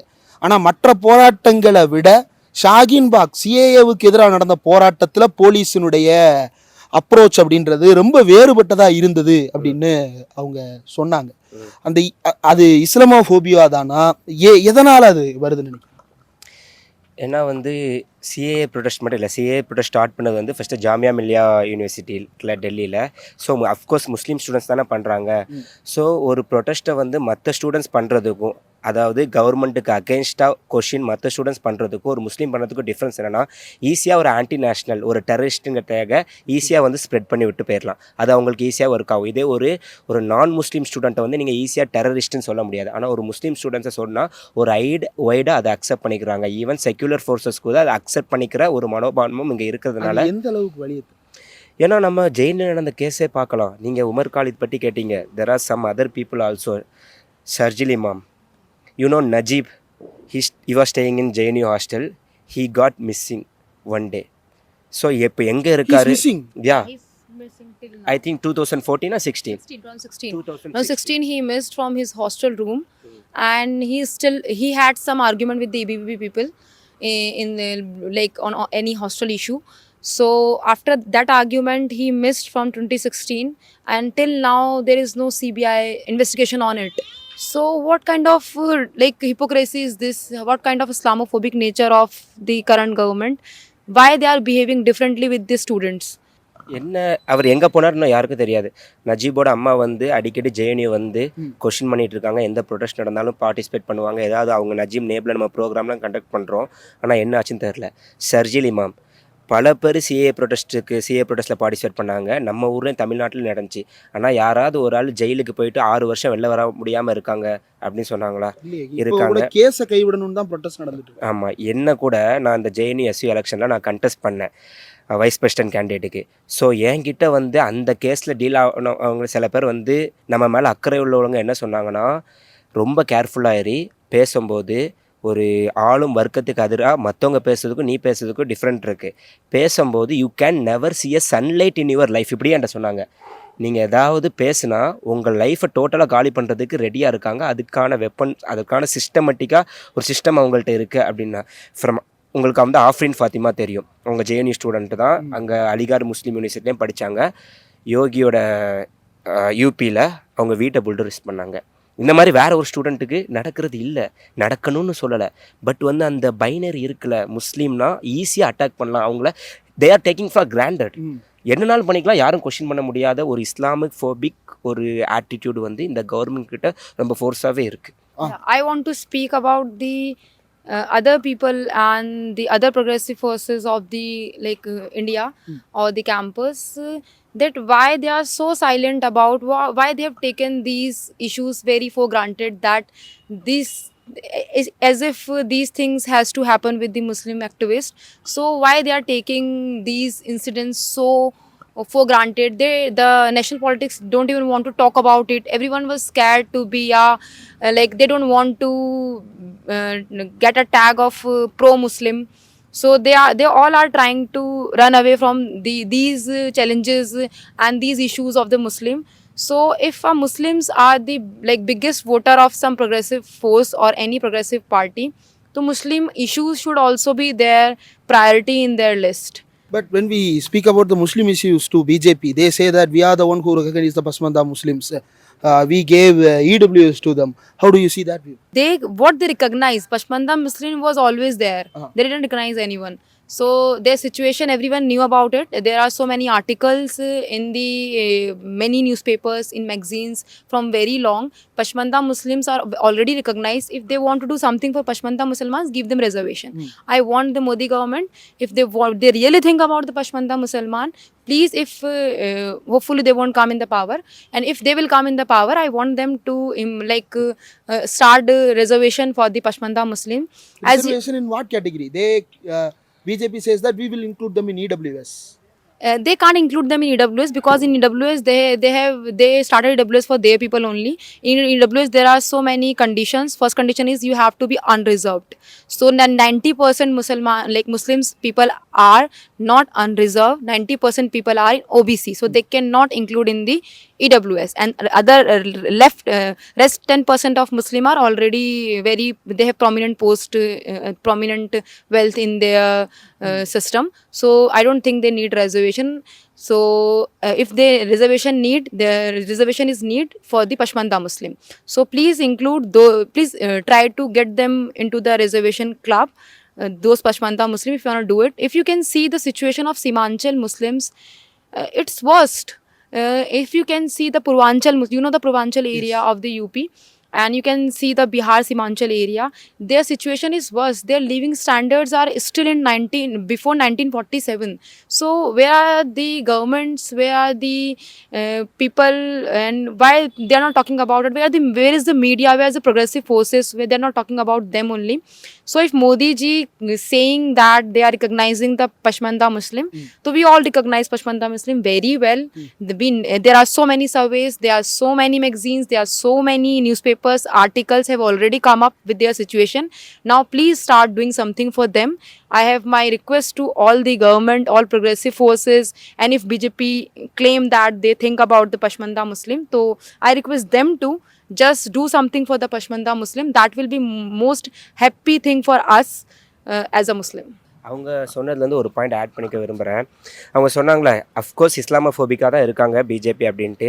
ஆனால் செக்யூலர் ஃபோர்ஸ் அவங்களுக்கு அகேன்ஸ்டாக பேசுகிறவங்க கூட ப்ரோ முஸ்லீமாக பேசுறதுக்கு பயப்படுறாங்க. ஏன்னா vote bank which we call soft Hindutva, அது வந்து இப்போ அந்த சிச்சுவேஷன் சேஞ்ச் ஆகிருக்கு. ஒரு 2 இயர்ஸ் 3 இயர்ஸ் பிஃபோர் பார்த்தீங்கன்னா சாஃப்ட் ஹிந்துத்துவாவை தான் ப்ரோக்ரஸிவ் பார்ட்டிஸ்ன்னு சொல்லக்கூடிய, இப்போ அதை நான் அந்த எந்த பார்ட்டிஸ் நேம் சொல்ல வேணாம், பட் நமக்கு புரியும். ஆனால் இப்போ தைரியமாக பேசுகிறாங்க. டெல்லி போலீஸ்க்கு வந்து Muslim students in JNU have been a targeting point for Delhi police. நான் நிறைய விஷயம் வந்து ஷாக்கிங்காக இருக்கும். என்னென்னா இங்கே படிக்கிற பீகார் UP ஸ்டூடெண்ட்டை என்ஐ ரைடு மாதிரி மிட் நைட்டில் போய் ரைடு பண்ணிகிட்டு இருக்காங்க. என்ன சொல்கிறீங்க? ஆமாம், இங்கே ஆக்டிவிஸ்ட்டாக இருக்க, CA ப்ரொடெஸ்ட்டில் பார்ட்டிசிபேட் பண்ண, பப்ளிக்கில் பேசுகிற முஸ்லீம் ஸ்டூடெண்ட்ஸை, பீகார் UPயில் உள்ள சில முஸ்லீம் ப்ரோ ஆக்டிவாக இருக்கிற ஸ்டூடெண்ட்டை ரேண்டமாக அப்படியே போய் வீட்டில் போய் ரைட் பண்ணுறது, அவங்களுக்கு வந்து த்ரெட் பண்ணுறது, நீ ஏதாவது பேசினா உன் லைஃபே காலி அப்படிங்கிற மாதிரி அவங்கள ஒரு த்ரெட்டினிங்லே வச்சுருக்கிறதுனால யார் பேசுவா, நம்மளோட இஷ்யூவை பேசுறதுக்கே ஒவ்வொருத்தருக்கும் இங்கே பயமாக இருக்குது அப்படிங்கிற ஒரு சிச்சுவேஷனை அவங்க க்ரியேட் பண்ண பார்த்துட்டு இருக்காங்க. அதுக்கு அகேன்ஸ்டாக பேச வேண்டிய ப்ராக்ரஸிவ் ஃபோர்ஸும் பேச பயப்படுறாங்க. ஏன்னா வந்து முஸ்லீம் சப்போர்ட் பண்ணி பேசினா டெரரிஸ்ட்டுக்கு சப்போர்ட் பண்ணுற ஒரு ஆர்கனைசேஷன், ஏன்னா உங்களுக்கு வந்து ஒரு ஆன்டி நேஷனல் இருந்தால் உங்களுக்கு ஃபண்டு வருது அப்படின்ட்டு ஈஸியாக அவங்களை கிளைம் பண்ணிடுவானுங்களே. ஆனால் அந்த சிச்சுவேஷன் சேஞ்ச் ஆகிட்டு, that's one happiest thing we have to recognise, we have to think. அந்த சிச்சுவேஷன் வந்து இப்போ சேஞ்ச் ஆகிட்டு வருது. ரைடிங் இந்த JNUக்குள்ளேயும் வந்து குற்றவாளிகளை தேடி ஒரு குறிப்பிட்ட ஏரியாக்குள்ளுக்குள்ளே போலீஸ் போகிறது மாதிரி ஜேஎன்யூக்குள்ளேயும் வந்து ரெய்டு நடக்கிறதாகவும் இங்கேருந்து தூக்கிட்டு போகிறதாகவும் சொல்கிறாங்க. என்ன நடக்குது? வெளியில் நடக்கிறதோடைய ஒரு நீட்சியாக சில விஷயங்கள் நடந்துகிட்ருக்கு. நான் பொலிட்டிக்கலாக அதை எப்படி பார்க்குறேன்னா, இப்போ ரீசெண்டாக தேர்தல் பிரச்சாரங்களில் வந்து மோடி பேசுகிறது எல்லாமே எக்ஸ்ட்ரீம் ஆன்டி முஸ்லீம் ஸ்டேட்மெண்ட்ஸ். அந்த அளவுக்கு ஏன் இந்த அளவுக்கு பேசிகிட்டு இருக்காங்க அப்படிங்கிற மாதிரி அதை யோசிக்கிறது உண்டு. ஸோ வந்து மேபி இவங்க கிரியேட் பண்ண நினைக்கிற நரேட்டிவ் வந்து முஸ்லீம்ஸ் வெர்சஸ் நான் முஸ்லீம்ஸ் அப்படிங்கிற மாதிரி, இந்தியாங்கிறது இந்திய மக்கள் வெர்சஸ் முஸ்லீம் மக்கள் அப்படிங்கிற மாதிரி அவங்க நரேட்டிவ் செட் பண்ண விரும்புகிறாங்க. இது வந்து ஒரு பிராமணிக்கல் நரேட்டிவ். ஏன்னா தந்தை பெரியார் சொன்னதும் சரி, பாபா சாஹேப் அம்பேத்கர் சொன்னதும் சரி, இந்திய வரலாறு, இந்திய துணைக்கண்டம் அப்படிங்கிறதோட வரலாறு வந்து ஆரியர்கள் திராவிடர்களுக்கு இடையேயான போர் தான் முழுக்க. ஸோ வந்து இல்லைன்னா தமிழர்கள் வெர்சஸ் ஆரியர்கள் அப்படிங்கிறதுக்கான போர் தான். ஆரியர்கள் வெர்சஸ் பூர்வகுடிகள். ஆமாம். ஸோ அதை வந்து இவங்க மாற்றி முஸ்லீம் மக்களை வந்து எதிராக மாற்றுற ஒரு பிராமணிக்கல் நரேட்டிவோட நீச்சி தான் இது. வந்து நம்ம பொலிட்டிக்கலாக தான் இதை வந்து டிஃபீட் பண்ணி ஆகணும். ஆக்சுவலாக இது ரொம்ப முக்கியமான ஒரு பெர்ஸ்பெக்டிவ். அதாவது முஸ்லீம்ஸை வந்து நான் பிராமின் நரேட்டிவ்லேருந்து முஸ்லீம்ஸை எக்ஸ்க்ளூட் பண்ணுறது அப்படின்றது ரொம்ப பெரிய சிக்கலை உருவாக்குது. நம்ம நான் பிராமின் பாலிடிக்ஸ்ன்னு பேசும்பொழுது அதில் எல்லாருமே அடங்குறாங்க. பெரியாரோ அம்பேத்கரோ பேசி நான் பிராமின் பாலிடிக்ஸில் ஓபிசி இருக்கிறாங்க, எஸ்சி இருக்கிறாங்க, எஸ்டி இருக்கிறாங்க, minorities of all kind, linguistic, religious, caste, எல்லா மைனாரிட்டிஸும் அதுக்குள்ளே வர்றாங்க. பட் அதுலேருந்து முஸ்லீம்ஸை எக்ஸ்க்ளூட் பண்ணுற வேலை நடக்குது. அப்போது we need more power to the non Brahmin movement that has to happen. அது எப்படி இருக்குது இங்கே இருக்கக்கூடிய ஆர்கனைசேஷன்ஸ் மத்தியில்? அதை பற்றின வேல்யூ சிஸ்டம் எப்படி இருக்குது? அதை வந்து நம்ம தமிழ்நாட்டிலேருந்து தான் நம்ம பண்ண முடியும்னு நினைக்கிறேன். தமிழ்நாட்டு மாணவர்களால் தான் பண்ண முடியும். ஏன்னா இப்போ வரைக்கும் கேம்பஸில் வந்து பெரியார் பாலிடிக்ஸோ டிராவிடியன் பாலிடிக்ஸோ வந்து பெருசாக இல்லை. ஸோ நம்ம கேரி பண்ணுற அந்த வேல்யூஸு, டிராவிடியன் ஐடியல்ஸ் எல்லாமே வந்து கேம்பஸ்க்கு வந்து வரணும். அதுக்கான வேலைகளை வந்து கொஞ்சம் தமிழ் மாணவர் சங்கம் இப்போ ஆரம்பித்த ஒரு வருஷம் தான் ஆக போகுது. அதுவும் தமிழ் மாணவர் சங்கம் பண்ணிக்கிட்டு இருக்காங்க. திராவிட அரசியல் சார்ந்த இன்னொரு தனிப்பட்ட குறிப்பாக பெரியாரை வந்து மையப்படுத்திய ஒரு தேர்தல், ஒரு அரசியல் அமைப்பு, அதுதான் இன்னும் பெட்டராக பண்ண முடியுங்கிற கருத்து எங்களுக்கு இருக்குது. அதை நோக்கி அந்த வேலைகள் போயிட்டுருக்கு. சீக்கிரமே அது நடக்கும். ஓகே, இப்போ இந்த பாலிடிக்ஸ் பற்றி இங்கே பேசுகிறது அப்படிங்கும்போது தமிழ்நாட்டில் இருந்து இதற்கான பங்களிப்புகள், அது அரசாவோ அல்லது கட்சிகளாவோ அல்லது தனிநபர்களாகவோ என்னென்ன இங்கே வந்து சேர்ந்துருக்குது, அப்படி ஏதாவது வந்திருக்குதா? ஆமாம், தமிழ்நாடு அரசு எப்போவுமே தமிழ் மாணவர்களுக்கு ஆதரவாக தான் இருந்துகிட்ருக்கு. குறிப்பாக இப்போ ரீசெண்டாக வந்து 10 கோடி ரூபா தமிழ் துறைக்காக வந்து திமுக அரசு வந்து கொடுத்துருக்கு. அதனால தமிழ் துறைக்காக தமிழ்நாடு அரசு, ஆமாம், தமிழ் துறையை இங்கே விரிவுபடுத்துறதுக்காக இப்போது 10 கோடி கொடுத்துருக்காங்க. அதனால் வந்து சிறப்பு நிலை தமிழ் துறையினே ஒரு சிறப்பு துறையை வந்து தொடங்கியிருக்காங்க. அதனால் எம்ஏ மாணவர்கள், தமிழ் மாணவர்கள் வரக்கூடிய வாய்ப்பு வந்து இப்போ உருவாகிருக்கு. இந்த வருஷம் தான் உருவாகிருக்கு. ஸோ அதை தாண்டி வந்து இப்போ நமக்கு ஏதோ ஒரு பிரச்சனை, நம்ம தமிழ் மாணவர்களுக்கான பிரச்சனை அப்படின்னாலும் தமிழ்நாடு அரசு வந்து அதுக்கு முழு ஆதரவாக இருக்கிறாங்க. ஓகே, ஜேஎன்யூவில் தமிழ் மாணவர் தாக்கப்பட்ட போது இப்போ நம்மளை அவங்க தாக்கும்போது கூட அதுக்கான முதல் கண்டன அறிக்கை வந்து ரொம்ப ஸ்ட்ராங்கான ஒரு கண்டம்னேஷனை வந்து நம்ம முதலமைச்சர் ஸ்டாலின் அவங்க தான் கொடுத்தனால தான் தமிழ்நாடு அளவில் வந்து இந்திய அளவில் வந்து இந்த விஷயம் வந்து ஒரு பேசுபொருள் ஆச்சு. குறிப்பாக ஏன்னா ஜேஎன்யூனாலே சண்டை போடுற இடம், 2 குரூப் மோதிக்கிறாங்க அப்படிங்கிற நரேட்டிவ் தான் இங்கே ஏற்கனவே செட் பண்ணி வச்சுருக்காங்க. அந்த பிரச்சனை நடக்கும்போது நார்த் இந்தியன் மீடியா, அந்த கோடி மீடியா வந்து இது 2 குரூப் திருப்பி சண்டை போட்டுக்கிறாங்க அப்படி தான் சொன்னாங்க. திடீர்னு வந்து தமிழ்நாடு முதலமைச்சரையாக கண்டிக்கிறாரு. எதுக்காண்டி தமிழ்நாடு அப்படிங்கிற கான்செப்ட், தமிழ் மாணவர்கள் தாக்கப்பட்டார்கள் ஏன் வருது அப்படின்னோடனே இந்த சங்கி குரூப்பே குழம்பிட்டாங்க. ஏன்னா நாங்கள் லெஃப்ட் வெர்சஸ் ரைட்டு அப்படின்னு ஒரு நரேட்டிவ் செட் பண்ணிட்டே இருக்கும்போது தமிழ் மாணவர்கள் நீங்கள் ஏன் தாக்குனீங்க அப்படின்னா நாங்கள் பதில் சொல்ல தெரில, குழம்பிட்டாங்க. ஆக்சுவலாக அந்த தருணத்தில் வந்து தமிழ்நாட்டில் பார்த்தீங்கன்னா பாஜக கூட கூட்டணியில் இருந்த அதிமுக, பாமக எல்லாருமே அதை கண்டித்தாங்க. முழுக்க வந்து பாஜக வந்து அந்த இடத்துல தனிமைப்பட்டு போயிடுச்சு. ஸோ அந்த அடிப்படையில் வந்து அன்னைக்கு அது காரணம் வந்து தமிழ்நாடு அரசு, முதலமைச்சர் தான், ஸ்டாலின் தான். ஓகே, ஜேஎன்யூக்குள்ளே நுழைஞ்சு பல விஷயங்களை எக்ஸ்ப்ளோர் பண்ணணும் அப்படின்றதெல்லாம் பேசணும். அதன் அடிப்படையில் பல்வேறு விஷயங்கள் பேசிகிட்டு இருக்கிறோம். ஒரு டேக்அவே இருக்கணும் அப்படின்னு நினைக்கிறேன் பார்க்குற ஆடியன்ஸுக்கும். தமிழ்நாட்டில் இருந்து வர்றவங்களுக்கும் சரி, வேறு இடங்கள்லேருந்து வர்றவங்களுக்கும் ஜேஎன்யூங்கிறது ரொம்ப ஃபாரவே. எனக்குலாம் வந்து ஜேஎன்யூ எப்போ தெரியும்னா ரொம்ப லேட்டாக அரசியல் விஷயங்கள் நடக்குது அப்படிங்கிறப்ப ஜேஎன்யூ வந்து விஷயமா தெரியுது. இல்லை படிக்கிறதுக்கு இப்படி ஒரு இடம் இருக்குன்றது கூட இளைஞர்கள் மத்தியில் போய் சேராத ஒரு சூழல் இருக்குது. என்னென்ன படிப்புகள் இருக்குன்னு லிஸ்ட்டு போட்டிங்கன்னா அது ரொம்ப பெருசாக இருக்கும். பட் ஆனால் எதெல்லாம் சொல்ல முடியுமோ அந்த விஷயங்கள்லாம் சொல்லிவிட்டு எப்படி நம்ம இதுக்குள்ளே என்ட்ராகலாம் அப்படிங்கிறத சொல்லணும். ஜேஎன்யூ வந்து முதல்ல வந்து சோஷியல் சயின்ஸ் படிப்புகளுக்கு தான் ரொம்ப ப்ராப்ளம். ஸோ அந்த அடிப்படையில் வந்து ஸ்கூல் ஆஃப் சோஷியல் சயின்ஸ் இருக்குது. அதில் நிறையா சென்டர்ஸ் இருக்குது. உள்ள சென்டர் ஃபார் விமன் ஸ்டடீஸ் இருக்குது, சென்டர் ஃபார் சயின்ஸ் பாலிசி இருக்குது, centre for social medicine and community medicine and social health இருக்குது, சென்டர் ஃபார் பொலிட்டிக்கல் சயின்ஸ் அதில் இருக்குது, centre for philosophy centre for education இருக்குது. நிறைய சென்டர்ஸ் உள்ள centre for social exclusion and inclusive policy. ஒரு சென்டருக்கு கீழேயும் வேரியஸ் பிரான்ச்சஸ் அல்லது வேரியஸ் டிபார்ட்மெண்ட்ஸ். ஆமாம், நிறைய சென்டர்ஸ் கீழே எம்ஏ படிப்புகள் இருக்குது. எல்லாத்துலேயுமே பிஹெச்டி படிப்பு இருக்குது. ஸோ வந்து அதே மாதிரி இப்போது அடுத்து வந்து ஸ்கூல் ஆஃப் இன்டர்நேஷ்னல் ஸ்டடீஸு, அதில் வந்து அனஸ் பேசுவார். அதுக்கப்புறம் ஸ்கூல் ஆஃப் லாங்குவேஜ், அது முக்கியம். ஏன்னா லாங்குவேஜில் தான் வந்து இங்கே வந்து யூஜி படிப்பு இருக்குது, பிஏ படிப்பு இருக்குது. குறிப்பிட்ட ஃபாரின் லாங்குவேஜில் மட்டும்தான் பிஏ படிப்பு இருக்குது, குறிப்பிட்ட சில கோர்சஸ் மட்டும்தான். ஸோ அதில் எம்ஏ இருக்குது, பிஹெச்டி இருக்குது. அப்புறம் சென்டர் ஆஃப் சயின்ஸ் ஸ்ட்ரீம் எடுத்துட்டோம் அப்படின்னா சென்டர் ஆஃப் லைஃப் சயின்ஸ் இருக்குது, ஸ்கூல் ஆஃப் பயோடெக்னாலஜி இருக்குது, special centre for molecular medicine, special centre for nano science, computer science and integrative net science இருக்குது, school of computer science and social systems இருக்குது. So science streams இருக்குது. இவ்வளவு இருக்குது, இவ்வளவு infrastructure இருக்குன்னா fees வந்து தாறுமாறாக இருக்கும் அப்படின்னு ஒரு நினைப்பு வரும்ல, அது எப்படி? ஃபீஸ் வந்து செமஸ்டருக்கு 120 ரூபா. 90 ரூபா இருந்துச்சு முன்னாடி ஒரு ஃப்ரீ பப்ளிக் எஜுகேஷன் மாதிரி தான், ஃப்ரீ எஜுகேஷன் மாதிரி தான். ஓகே. ஸோ வந்து செலவு வந்து நம்ம என்ட்ரன்ஸ் எழுதணும், அவ்வளோதான். ஆமாம், என்ட்ரன்ஸ் எழுதி வந்துட்டோம்னா பாஸ் ஆகிட்டோம். மாதம் நான்-நெட் ஃபெல்லோஷிப்னு வந்து வர்ற எல்லாருக்கும் ஒரு 8000 கொடுக்குறாங்க. ஓகே. பிஹெச்டிக்கு அவங்க கொடுக்குறாங்க நம்ம படிக்கிறதுக்கு. அதுலேயே வந்து ஜேஆர்எஃப் கிளியர் பண்ணால் மாதம் ஒரு 40,000 கிட்ட வரும். வேறு ஃபெல்லோஷிப் எக்ஸாம்ஸ் கிளியர் பண்ணி கூட ஃபெல்லோஷிப் வாங்கிக்கலாம். நமக்கு செலவு வந்து மாதம் ஒரு 3000 ரூபா மெஸ் பில், இல்லை 3000 to 3500 மெஸ் பில், அவ்வளோதான் வரும் செலவு. ஆல்மோஸ்ட் மற்ற எல்லாமே ஒரு ஃப்ரீ எஜுகேஷன் மாதிரி தான். இப்போ இந்த ஸ்காலர்ஷிப் எல்லாம் வந்து நேரத்துக்கு வரணும்னா என்ன செய்யணும்? ஏன்னா நிறைய மாணவர்கள் இருக்கிறாங்க, யூஜி முடிச்சுட்டு மோடி தான் நாட்டை மாற்றணும் அப்படின்னு நினச்சிட்டு இருக்காங்க. இல்ல அவங்களுக்கு தெரியாத ஒரு விஷயம் என்னன்னா, நீங்க சொன்ன இந்த ஸ்காலர்ஷிப்லாம் நேரத்துக்கு வரவிடாம யாரோ ஒருத்தர் நிப்பாட்டி வச்சிருக்காரு. அதை பத்தி சொல்லிட்டீங்கன்னா கொஞ்சம் விரிவா இருக்கும். தான் பட்ஜெட்டில் வந்து எஜுகேஷனுக்கான ஃபண்டை அவங்க கட் பண்ணிட்டே இருக்காங்க இல்லையா, கட் பண்ணி கார்ப்பரேட் ஃபண்டிங்கை வந்து அதிகப்படுத்திகிட்டே இருக்காங்க. ஸோ அது இல்லாமல் இயற்கையாகவே நேச்சுரலாகவே வந்து பப்ளிக் எஜுகேஷன் வந்து அடி வாங்குது. ஸோ பப்ளிக் எஜுகேஷன் அடி வாங்கும்போது பப்ளிக் யூனிவர்சிட்டியும் வந்து அடி வாங்குது. இந்த யூனிவர்சிட்டியே வந்து ஃபீஸை வந்து இப்போ நம்ம ஊரில் அண்ணா யூனிவர்சிட்டியில் கவர்மெண்ட் யூனிவர்சிட்டி தான், அங்கே பிஹெச்டிக்கு ஒரு செமஸ்டருக்கு 10,000 ரூபா, இங்கே 120 ரூபா. ஸோ வந்து அந்த சிஸ்டத்தை உடைக்கிறதுக்கு தான் வந்து ஃபீஸெல்லாம் வந்து கூட்டினாங்க.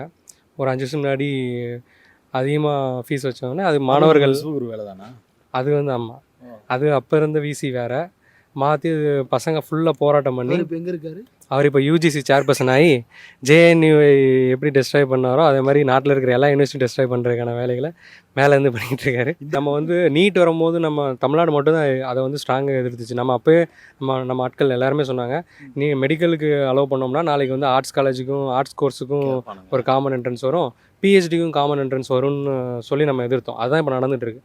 நமக்கு நீட் வந்த 2-3 வருஷத்துலேயே வந்து சிஇயூடி பிஜிக்கு வந்துச்சு, திருப்பி சிஇயூடி யூஜிக்கு வந்துச்சு, ஆர்ட்ஸ் கோர்சஸ்க்குலாம் ஆல் இந்தியா என்ட்ரன்ஸு. இப்போ பிஹெச்டிக்கு நெட் எழுதுனா தான் உள்ளே வர முடியும்ன்ட்டு இப்போ ஒரு கான்செப்ட் நடந்துகிட்டு இருக்கு. இப்போ ஜேஎன்ல வந்துருச்சு, அது உள்ளே வந்துருச்சு. அப்போ இப்போ இந்த சிஇயூடி பிஜி வந்து 2 வருஷம் ஆகுது. இந்த 2 வருஷத்தில் கேம்பஸ்க்குள்ளே இருக்கிற மாணவர்களுடைய அந்த டெமோகிராஃபி அப்படி மாறிடுச்சு. எப்படின்னா எல்லா கிட்டத்தட்ட 99% மாணவர்களும் யூஜி வந்து ஏதோ டெல்லியில் படித்த மாணவர்களாக இருக்கிறாங்க, இல்லைனா அவங்களுடைய ஸ்டேட்டில் கேபிட்டலில் படித்த அந்த ஒரு எலைட் அப்படின்னு நம்ம சொல்லக்கூடிய ரிசோர்ஸஸை ஆக்சஸ் பண்ணக்கூடிய இடத்துல இருக்கிற அர்பன் ஸ்டூடெண்ட்ஸ் மட்டும்தான் இங்கே வர முடியுது. இப்போ தமிழ்நாட்டில் சென்னையில் ஒரு பெரிய நிறுவனத்தில் பெரிய ஸ்கூலில் படிச்சுட்டு காலேஜில் படிச்சுட்டு வர்றவங்க பெரும்பாலும். முன்னாடி நான் வந்து தூத்துக்குடியில் வில்லேஜ் ஒரு கிராமத்தில் பேர் ஆறாம் பண்ணை. நீங்கள்? நான் தூத்துக்குடி தான். தூத்துக்குடி தான். இப்போ வந்து ஆறாம் பண்ணையிலேருந்து இனிமேல் யாரும் வர முடியாது. ஆமாம், ஏன்னா இது இல்லாத போது டெப்ரிவேஷன் பாயிண்ட்ஸில் வந்து தாய்மொழி கல்வி படித்தவங்களுக்கு கூடுதல் மதிப்பெண், பிற்படுத்தப்பட்ட பகுதியிலேருந்து வர மாணவர்களுக்கு கூடுதல் மதிப்பெண் வெயிட்டேஜ் இருந்துச்சு. ஆமாம், அடிஷ்னல் மார்க்ஸ் வச்சுருந்தாங்க. ஸோ வந்து டிஸ்அட்வான்டேஜ் லொக்கேஷன் சோஷியல் லொக்கேஷன்லேருந்து வரக்கூடிய மாணவர்களுக்கு ஒரு ஆடட் வெயிட்டேஜ் கொடுத்து அவங்களால உள்ளே வர முடிஞ்சது. நிறைய பெண்கள் உள்ள தான், குறிப்பாக ஜேஎன்யூவில் வந்து மாணவர்கள் எண்ணிக்கையோட மாணவிகள் எண்ணிக்கை ஜாஸ்தியாக இருக்கும். ஸோ இந்த பாயிண்ட்ஸ் எல்லாமே அடிபட்டு போய் நீங்கள் ஆல் இந்தியா என்ட்ரன்ஸ் வைக்கும் போது முன்னாடி இந்த அர்பன் ஸ்டூடெண்ட்ஸ் உள்ளே வந்தாங்க. ஆனால் அவங்களோட சேர்த்து அர்பன் இல்லாத கிராமப்புறத்தை சேர்ந்த மார்ஜினலைஸ் செக்ஷன்ஸு தாய்மொழியில் இப்போ ஹிந்தி படிக்கிற மாணவர்கள், நீ ஹிந்தி மீடியத்தில் படிக்கிற மாணவர்களை ஒரு சில பேர் இப்போ பார்க்க முடியும். அன்றைக்கி தமிழ் மீடியத்தில் படித்த மாணவர்கள் உள்ளே வந்துட்டு இருந்தாங்க, கன்னட மீடியத்தில் படித்த மாணவர்கள் உள்ளே வந்துட்டு இருந்தாங்க. இப்போ யாரையுமே பார்க்க முடியாது. இப்போ வந்து எதிர் இங்கிலீஷு எல்லாம் ஹிந்தி, ரேராக ஹிந்தி அப்படிங்கிற மாதிரி. ஸோ வந்து முன்னாடி இந்த சியூடி என்ன பண்ணியிருக்குன்னா, முன்னாடியும் எலைட் அர்பன் ஸ்டூடெண்ட்ஸ் வந்தாங்க, ஆனால் அவங்களோட சேர்த்து மார்ஜினலைஸ் செக்ஷன்ஸும் வந்துட்டு இருந்தாங்க, மார்ஜினலைஸ் ஏரியாஸ்லேருந்தும். இந்த சியூடி அவங்களோட வருகையை முழுக்க தடை பண்ணிடுச்சு. இப்போ அவங்களோட என்ட்ரி கட்டு. இப்போ உள்ளே வர்றது ஃபுல்லாக வந்து ஏற்கனவே நாங்கள் வந்து யூஜி டெல்லியில் படித்தோம், ஒரு கேபிட்டலில் படித்தோம், ஒரு பெரிய இன்ஸ்டியூட்டில் படித்தோம் அப்படிங்கிற மாதிரி ஏற்கனவே ஆக்சஸ் இருக்கிறவங்க மட்டுமே உள்ளே வரக்கூடிய மாதிரி சியூடி மாற்றிருச்சு இந்த கேம்பஸை. ஸோ அது வந்து இங்கே இருக்கக்கூடிய மாணவர் அரசியல் எல்லாத்துலேயுமே வெளிப்பட தான் போகுது. பிஹெச்டிக்கும் வந்து அதே நிலை வரனால தான் அதை நம்ம எதிர்க்கிறோம். NET exam all India entrance இருக்கக்கூடாது, வழக்கம் போல் அந்தந்த யூனிவர்சிட்டிஸ் அவங்களுக்கான தேர்வுகள் நடத்தணும்னு சொல்லி நம்ம அதை எதிர்த்து தான் இருக்காங்க இப்போ மாணவர்கள். ஜேஎன்யூவில் வந்து என்னென்ன கோர்ஸ் டிபார்ட்மெண்ட்லாம் இருக்குன்னா இங்கே இல்லாததே கிடையாது. நீங்கள் வந்து ஆக்சுவலாக நான் வந்து ஸ்கூல் ஆஃப் இன்டர்நேஷ்னல் ஸ்டடீஸ்னு ஒரு ஸ்கூல், அதில் வந்து centre for international trade and development. இப்போ இந்த ஸ்கூல் ஆஃப் இன்டர்நேஷ்னல் ஸ்டடீஸ் கீழே பார்த்தீங்கன்னா நம்ம ஊரில் பாலிடிக்ஸ், இப்போ அகடமிக்ஸ் ஒரு கேம்பஸில் நம்ம பாலிடிக்ஸ் பேசணும்னா அகடமிக்ஸ் தனியாக, பாலிடிக்ஸ் தனியாக, அகடமிக்ஸ்க்கும் பாலிடிக்ஸுக்கும் சம்மந்தம் இருக்காது அப்படிங்கிற ஒரு அட்மாஸ்பியர் தான் இருக்குது. ஆனால் இங்கே அப்படி கிடையாது. நீங்கள் படிச்சுக்கிட்டே பாலிடிக்ஸே உங்கள் அகடமிக்ஸில் வரும். இன்டர்நேஷ்னல் ரிலேஷன் ஒரு கோர்ஸ் இருக்குது. இப்போ நம்ம ஊரில் தலித் பாலிடிக்ஸ் பேசணும்னு வைங்களேன், அதுக்கு ஏதாவது ஒரு கோர்ஸ் இருக்கா? நமக்கு தெரிஞ்சது பிகாம், எக்கனாமிக்ஸ், ஹிஸ்ட்ரி தானே தெரியும். இங்கே அதுக்குன்னே ஒரு கோர்ஸ் இருக்குது, social exclusion and inclusion policy அப்படின்னு இருக்குது. அதுக்கப்புறம் முக்கியமான ஒரு விஷயம் வந்து நான் சொல்ல விரும்புகிறது என்னன்னா ஜாப் மார்க்கெட். இப்போ ஜேஎன்யூக்கு வரவங்க என்ன எப்படி பார்க்குறாங்கன்னா, வெளில வந்து இந்த மீடியா கவரேஜ் மூலமாக ஜேஎன்யூ ஒரு வைலன்ஸ் ஹப், ஏன்னா அங்கே பாலிடிக்ஸ் மட்டும் தான், அங்கே போனால் நீங்கள் அரசியலில் பெரிய ஆளாக வரலாம், அரசியலுக்கான உங்களுக்கு ஃப்யூச்சரில் கெரியர் இருக்குது அப்படின்னு தான் சொல்கிறாங்க. ஆனால் ஜேஎன்யூவில் படித்த ஸ்டூடெண்ட்ஸ் பெரிய பெரிய கார்ப்பரேட்டில் சூப்பர் சேலரியில் ப்ளேஸ் ஆகிருக்காங்க. இங்கே ஸ்கூல் ஆஃப் லாங்குவேஜ்னு ஒரு ஸ்கூல் இருக்குது, அது கீழே German studies, Russian studies, Persian studies, Japanese, Spanish, இந்த மாதிரி நிறைய லாங்குவேஜஸ் இருக்குது. இப்போ நமக்கு தெரியும் ஒரு லாங்குவேஜ் படித்து அதில் என்னப்பா உங்களுக்கு பிளேஸ்மெண்ட் இருக்குது. எனக்கு தெரிஞ்ச ஃப்ரெண்ட்ஸ் இப்போ 3 நாள் முன்னாடி 4 நாள் முன்னாடி கேம்பஸ் இன்டர்வியூவில் மந்த்லி 1 lakhsக்கு ஈஸியாக ப்ளேஸ் ஆகிறாங்க. ஏன்னா பெரிய பெரிய கார்ப்பரேட்ஸ் இருக்குல்ல, இப்போ ஆக்சென்ச்சர், மேக் மை ட்ரிப், அதில் மாதிரி கிளைண்ட்ஸ் கிட்ட பேசுகிறதுக்கு, அதாவது பேசஞ்சர்ஸ் கிட்ட, கன்சியூமர் கிட்ட பேசுகிறதுக்கு அவங்களுக்கு டிரான்ஸ்லேட்டர் வேணும். அந்த லாங்குவேஜ் படித்ததுக்கு லாங்குவேஜில் படித்து, ஏன்னா கேம்பஸ் இன்டர்வியூ இங்கே வெரி ஸ்ட்ராங். இப்போ நான் வந்து படிக்கிறது இன்டர்நேஷ்னல் ட்ரேடாக இருந்தாலும் basically it is an economics centre. இப்போ நம்ம ஊரில் நான் லயலாவில் படித்தேன், யூஜி எக்கனாமிக்ஸ் வந்து லயலாவில் பண்ணேன், பிஜி வந்து மெட்ராஸ் யூனிவர்சிட்டியில் பண்ணேன். அங்கே உள்ள கேம்பஸ் இன்டர்வியூலாம் பார்த்துருக்கோம். பெருசாக கேம்பஸ் வந்து எக்கனாமிக்ஸ்க்குன்னு கிடையாது. இப்போ தமிழ்நாட்டில் எக்கனாமிக்ஸுங்கிற ஒரு கோர்ஸ் எப்படி இருக்கும்?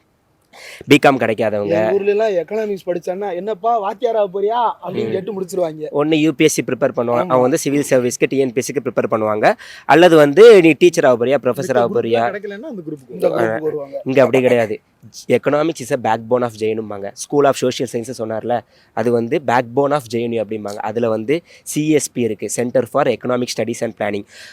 அதுலேருந்து வந்தவங்க தான் வந்து பிரபாத் பட்நாயக், இப்போ கேரளாவுடைய ஸ்டேட் பிளானிங் கமிஷனோட வைஸ் சேர்மனாக இருக்காங்க. நோபல் லாரிட் அபிஜித் பானர்ஜி தெரியுமா? எங்கள் சென்டர், எங்களோட அலுமினியே தான் அவர். எக்கனாமிக்ஸ் படிச்சுட்டு லாஸ்ட் இயர் வந்து எனக்கு தெரிஞ்சு மொத்தம் 32 ஸ்டூடெண்ட்டில் 28 ஸ்டூடெண்ட் எங்கள் பேட்சில், நான் இப்போ பிஹெச்டி பண்ணுறோம்ல அந்த சென்டரில் எம்ஏல வந்து 28 ஸ்டூடெண்ட்ஸ் வந்து கேம்பஸ் இன்டர்வியூவில் ப்ளேஸ் ஆகிருக்காங்க. ஆவரேஜ் சேலரி வந்து 10 lakhs, மேக்ஸிமம் சேலரி வந்து 15 lakhs. ஸோ அகடமிக்ஸ்லேயும் நீங்கள் வந்து ஷைன் ஆகலாம். அது மட்டும் இல்லாமல் இங்கே பிஜி பண்ணிவிட்டு அமெரிக்காவில், யூஎஸில், யூகேல பெரிய பெரிய university, California university, New York university, Harvard யூனிவர்சிட்டிக்கு பிஹெச்டிக்கு போயிருங்க. நம்ம ஃப்ரெண்ட்ஸே நிறைய பேர் போயிருக்காங்க, நம்மளே நிறைய பேருக்கு அந்த மாதிரி ப்ரோக்ராம். லாஸ்ட் வீக் கூட ஒரு ஃபெல்லோஷிப் பற்றி, ஒரு ஸ்காலர்ஷிப் பற்றியான ஒரு ப்ரோக்ராம் வந்து நம்ம இங்கே கண்டக்ட் பண்ணோம். ஸோ ஆப்பர்ச்சுனிட்டிஸ் இங்கே வைடாக இருக்குது. நீங்கள் வந்து நம்ம வந்து கேரண்டியாக சொல்லலாம், ஜேஎன்யூக்கு வந்தீங்கன்னா நீங்கள் எல்லாத்தையுமே லேர்ன் பண்ணிக்கலாம். பாலிடிக்ஸும் லேர்ன் பண்ணலாம், அகடமிக்ஸும் லேர்ன் பண்ணலாம், உங்கள் லைஃப்பில் வந்து நல்ல ஷைன் ஆகலாம். நீங்கள் பார்க்குற வைலன்ஸ் அப்போ இது கிடையாது. இது ஒரு ஃப்யூச்சருக்கான ஒரு சேஃபான, உங்களுக்கு நல்ல செட்டில் ஆகலாம் லைஃப்பில் வந்து நீங்கள் செட்டில் ஆகிறதுக்கான ஒரு ஆப்ஷன்ஸ் இருக்குது. இதை ஜேஎன்யூவை இப்படி மோசமான ஒன்று அப்படின்னு சித்தரிக்கிறதுல கூட ஒரு பெரிய பாலிடிக்ஸ் இருக்குது. ரைட். அதை வந்து இந்த அஜெண்டாவை எடுத்துகிட்டு போய் ஃபுல்ஃபில் பண்ணுறதுல பிஜேபி ஆர்எஸ்எஸ் ரொம்ப கவனமாக இருக்கிறாங்க. அதாவது ஒன்றும் இல்லைங்க, எதனால் இப்போ வயலன்ஸுன்னு இவங்க போர்ட்ரே பண்ணுறாங்க மீடியாவில். ஆனால் அப்படி இல்லை. இப்போ மோதல் அப்படின்றது கருத்து மோதலில் தான் தொடங்குது. ஒரு விஷயம் டிபேட் நடக்குது, அந்த டிபேட்ல இருந்து டிசன் நடக்குது. இந்தியா இப்போ நிர்மலா சீதாராமன் மாதிரி ஒருத்தர் பாலிடிக்ஸ் பேசுறாருன்னா அதை எல்லா பேரும் ஓகே அப்படின்னு கேட்க முடியாது. ஏன்னா பொய்யாவும் தப்பாவும் பேசுறப்ப அதை எதிர்த்து ஒரு குரல் வரத்தான் செய்யும். அந்த குரல் உனக்கு வயலன்ஸா தெரிஞ்சா அதற்கு வந்து JNU பொறுப்பு இல்லை. இன்னொன்று பொறுப்பு, இப்போ IIT IIMலலாம் நான்வெஜ் நாட் அலவுடுன்னு போர்டு போடுறான். அதை விட ஒரு பெரிய மோசமான தெரியாது வயலன்ஸ் ஒன்று கிடையாது. ஆனால் இங்கே வந்து நடக்கிறத வயலன்ஸாக போர்ட்ரே பண்ணுறது வந்து இட்ஸ் இஸ் வெரி டேஞ்சரஸ். அதுவுமே உள்நோக்கத்தோடு நடக்குது. JNUக்குள்ள அரசியல்படுத்தப்பட்ட அமைப்புகள், பொலிட்டிக்கலான அமைப்புகள்னு நிறையா இருக்கும் அப்படிங்கிறது வெளியிலேருந்து பார்க்கக்கூடியவர்களுக்கு தெரிகிறது. ஆனால் லெஃப்ட்டு ரைட்டு அவ்வளோதான் இருக்கும் அப்படின்னு ஒரு புரிதல் இருக்குது. என்ன மாதிரியான அமைப்புகள்லாம் இருக்குது? ஸ்டூடெண்ட்ஸாகவே அதை கிரியேட் பண்ணி வச்சுருக்கிற அமைப்புகளா, இல்லை வெளியில் இருக்கக்கூடிய அரசியல் கட்சிகள் இங்கே கிரியேட் பண்ணுற அமைப்புகளா? இல்லை, ரெண்டு தரப்பாகவும் இருக்காங்க, ரெண்டு மாதிரியும் இருக்குது.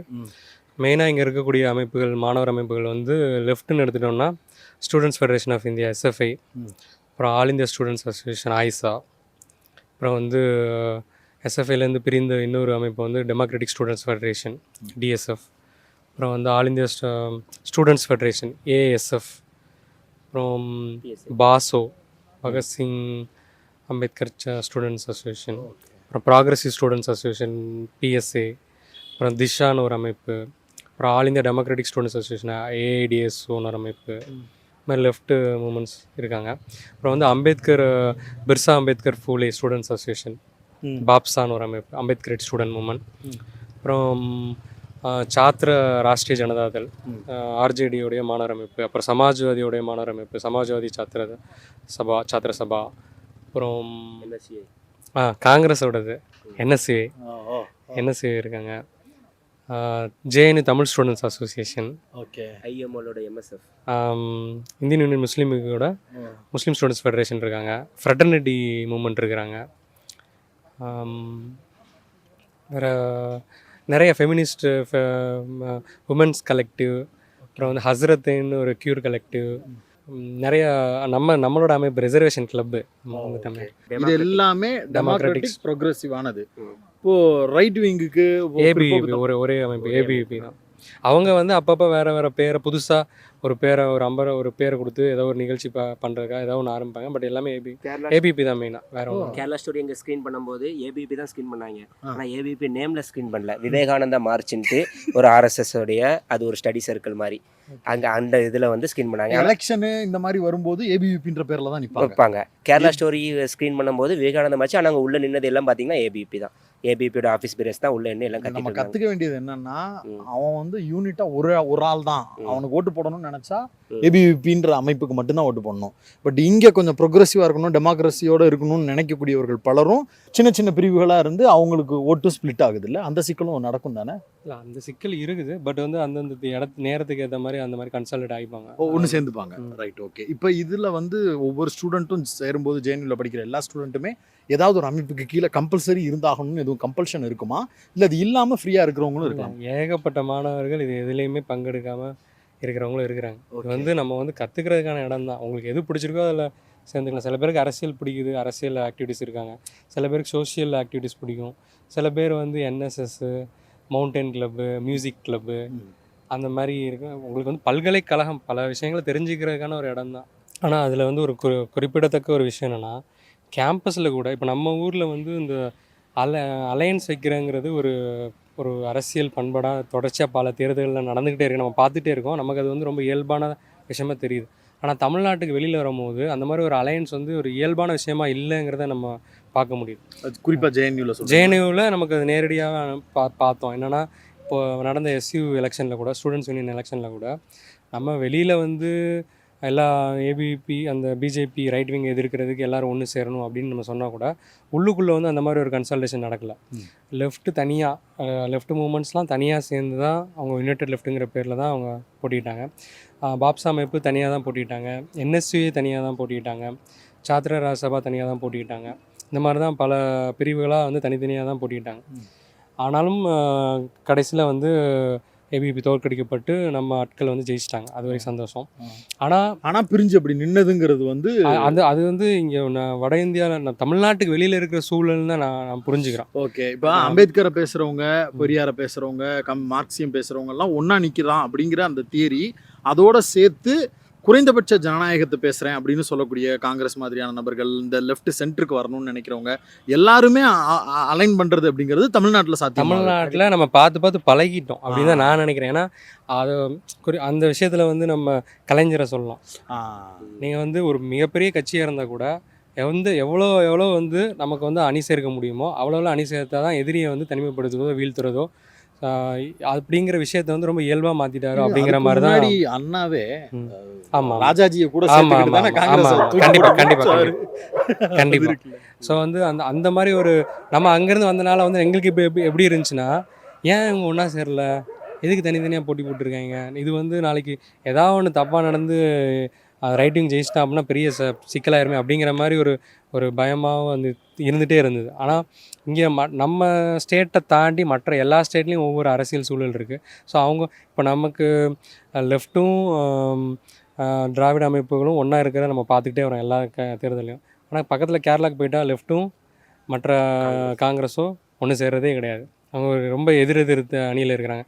அதே மாதிரி தான் வந்து இப்போது பெங்கால் போனாலும் அதே மாதிரி தான். அப்போ நம்ம வந்து இயல்பாக கூட்டணி தோழமை கட்சிகளாக நம்ம பார்த்து பழகிய அமைப்புகள் கூட அதே சூழல் எல்லா ஊரில் எல்லா ஸ்டேட்லையும் இருக்கிறது வேறு மாதிரி இருக்காங்க.